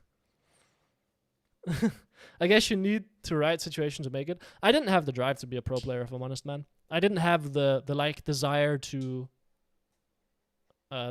compete. In my head, I was like, damn, I just happen to be very good at a game, and I can leverage that into like some fun experiences. It was never like, I'm gonna be the fucking best. Which, maybe if I had that mentality, I could have like actually made it. But sometimes, so it goes, you know? So the best way to upgrade my last hitting, go practice it in practice tool. Get into the CS in Gulag. Go practice in practice tool every single day. And then you'll build the muscle memory. Do you have any tips on how to play them? Malzahar, I have some videos on him. I'd recommend you watch those. The long and short of it is, at certain levels you need to hold your Q to one-shot his W, and at certain levels you can at certain levels you can Q to one-shot the wave. But if you don't hold your Q, he can one-shot the wave with his W before you can kill the wave at certain levels. Usually at level 5 and level 6 and level 4. And then once you get your one-shot breakpoint, you can start one-shotting the wave. Don't lock in Janna. No. Don't be locking in Janna. Lock in the champion you're actually trying to practice last hitting on. They have different tempos of auto attacks. You're trying to get a feel for like your champions you're playing. It's more translatable to do that. Like, I understand you're trying to lock in Janna to make it hard for yourself, but don't. Are there champions that have the same push on Gazari? I tried playing versus Hui and I couldn't push him in. You can push in Hui. I just had a game versus Hui that you can push in. Yeah. You can push in Hui. But there are champions that have the same strength as Ahri when it comes to pushing. But usually they hit their breakpoints later. And they have longer cooldowns. That's kind of the strength of Ahri. She hits her breakpoints quickly and she has short cooldowns. Think Janna A is slow and it teaches you discipline? Yes, but you're trying to make it like translatable to the actual champion they're playing. Like, I understand what you're trying to do here, but I don't think it's as useful as just playing the champ.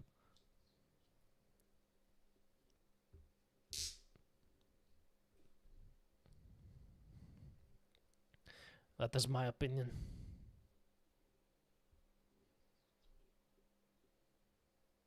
I have had a few games where I defaulted to old Victor, Oriana Victor playstyle of Lost Chapter, CDR boots, or Lost Chapter, Seeker Arm God. That sounds terrible. You don't hit your wave clear breakpoints if you do this. Lost Chapter into Seeker sounds like complete... Like, this is what I mean, okay? This is what I mean. Like, sorry to make an example out of you, Cyril, but this is what I mean by don't try to be cute. Don't try to be fancy. Just go look at this and do what this tells you to. And you will be good in 70% of games, I promise you. This will be best in like 70% of games, and it will be good enough in the rest. You don't need to be cute. You don't need to try anything else. You don't need to try to cheat the system and think, oh, if I switch up my build like this, I can maybe win this matchup. Leave that to the challenger and pro players, where it actually matters, where you can actually get edge off of doing that. Unless you're super, super high level, the edge is so small compared to just learning how to play the game. Don't try to be cute. Don't try to be cute. Just do what you know works, and then get better at the game. If you're afraid of dying to the AD assassins, it's because you're not playing properly. It has nothing to do with your build. Now, again, I will say, there are some situations where Hourglass 2nd can work. Hourglass 3rd can work. Against, like, if you're playing against Zed Rengar, if you're playing against maybe Fizz Zed, if you're playing against, like, Karthus Zed, something like that, where the Hourglass has value because you can Hourglass a spell or a burst, then it can work. Then it's okay. But you don't need to worry about it, I promise you. I promise you, man. I promise you. Just make it simple. Don't worry about trying to be cute. Just focus on playing better. Mostly because these items can change as well. And then, oh, you spent like many hours trying to learn what to build in specific situations, and now it doesn't fucking matter because the items changed. Or the matchup dynamic switched, and now the item doesn't work anymore. And now you don't actually have skills, so you have to relearn everything again. Like it Stop trying to learn the tricks, man. The tricks won't help you. The tricks will help when you're challenger. That's when they'll help you. There are so many higher leverage things for you to work on than learning how to build. Assuming you're not trying to, like again, as long as you follow this right here, so many higher leverage things that you can do. So many higher leverage things that you can do that will actually help you climb and get better. It is not you in particular I'm mad at, so, or frustrated with, I shouldn't say mad. It is because I get this question a lot. And I think people just misunderstand what they're supposed to be doing. They think, oh, once I solve this build, that'll help me climb. And the answer is just no, it won't. It just won't. It'll leave you feeling confused, like frustrated as well. It's like, oh, dude, I know exactly what to build in every game. Okay. A guy that's just slightly better at you at the game will crush you every time. It doesn't matter if you know exactly what to build. Exactly, man. And I promise you, man, fixing those things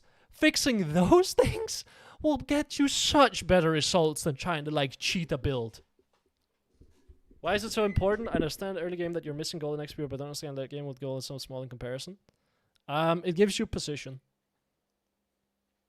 It denies vision. It means you can trap areas. It means the enemy team can't have vision on certain spots. If you have mid-prio. But you are right, the gold is negligible. The later you get into the game, because it's relatively small, right? Like, it's a relatively lower value, percentage-wise, than this early game. The reason you push late game is for pressure more so than it is for the gold.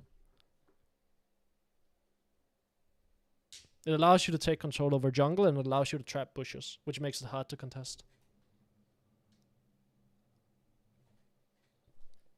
I think with the content overload, a lot of new players tend to overcomplicate everything. Yes.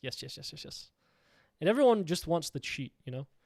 It's like, hey man, if I learn how to build items, will I play better? It's like, well, marginally. But I think if you learned how to back properly, learn how to space properly, learn how to trade properly, learn how to CS properly, that would be like 10 times more valuable. Each one of those skills would be 10 times more valuable than you learning how to itemize properly. So what if we do that instead? You know? Like, what if we just do that? Is Jax your idol? No. I barely even play Jax. I think I played Jax in like season 4. The top laners I play at the moment are like Malphite and Aatrox and Gnar. And sometimes Gragas. And if those champions all suck in the game and I'm playing on my main account, then I will be dodging. Or I play Karma sometimes as well. Who's the best AHRI player you've seen? Knight. It's just always night, bro. You give off chill pedophile vibes. That is just an absolutely crazy sentence to say. That is absolute insanity. What the fuck? Dude, what?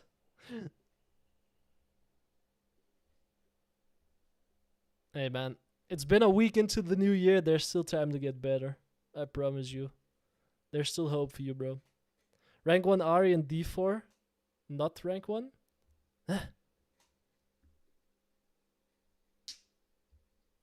Oh! No, this is a Smurf, man.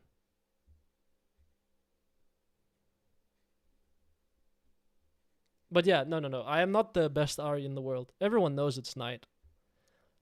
Like, everyone that says they're rank 1, like, everyone knows it's Knight. Like, Knight is the best player in the world. Or best AHRI player in the world.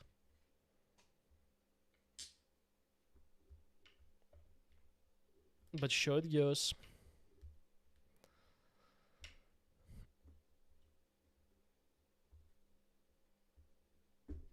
I think you're 9 seasons of being mentally ill, bro, if I'm just honest with you.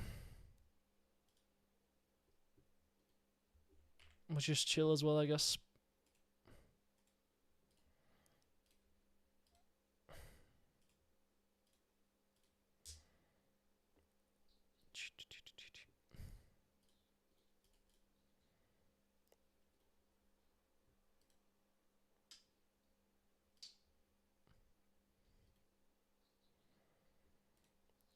In the first place, you should learn your farming. Where did you end up on this climb? Oh, let's have a look, actually. I didn't look.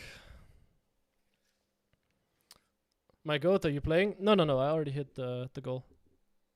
It was a bit lower than expected. It was rank 18 and rank 54 in the world. But I also lost 2 games at the tail end. So it makes sense. The other one I played on, I think I had... Actually, I don't know what my win rate was. But yeah, I lost games as I got higher up, and this site biases towards games as they're played higher up. The other one got second in the world when I finished the climb on this site.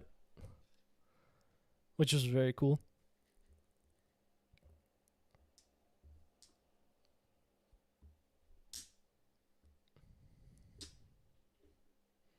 What time is there? I just got here from a night shift.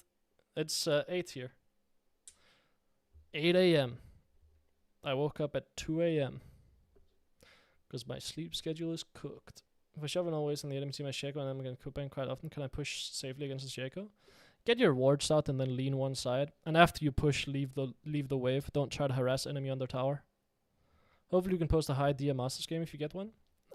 There is one, but it's so strange, man. I'm like, I will just, as a create, like, it's so weird, because I feel like I had a lot of people saying that they wanted lower MMR games, which makes sense in my head, right? Because most of the player base is lower MMR. And then when I started really pushing a lot of lower MMR content, that got a lot of negative feedback, and people said they wanted higher MMR games. But I've also posted higher MMR games, then people said they wanted lower MMR games. And I'm like, what the fuck am I to do?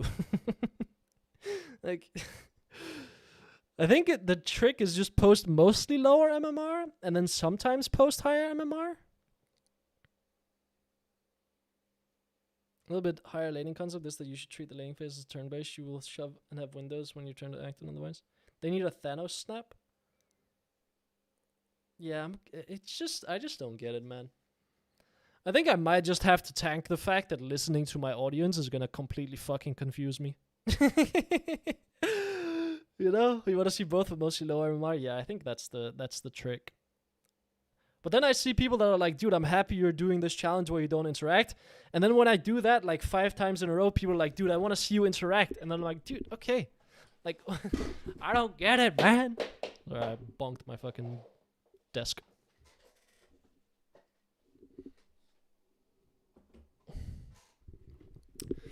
I think the key is just switching it up between everything and calling it a day.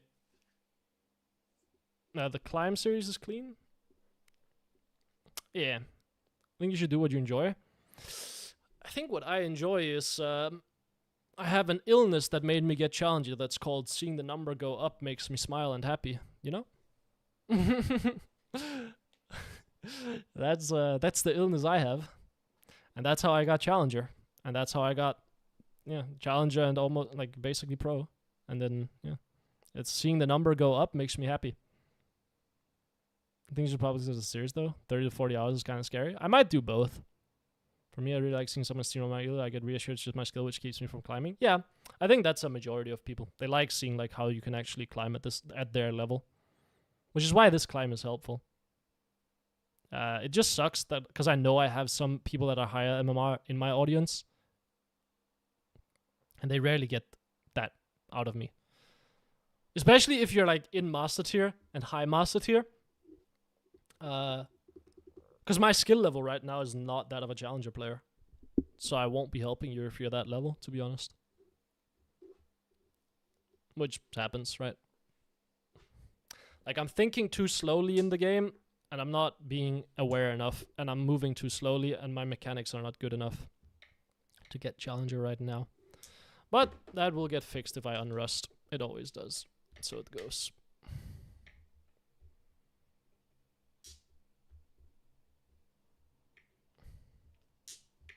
Anyway, that's going to be it for me. I'm going to go watch some D&D. If you guys want to check out the Discord, you'll get notified whenever I go live next. And if not, you can chat some shit in there with fellow AHRI players.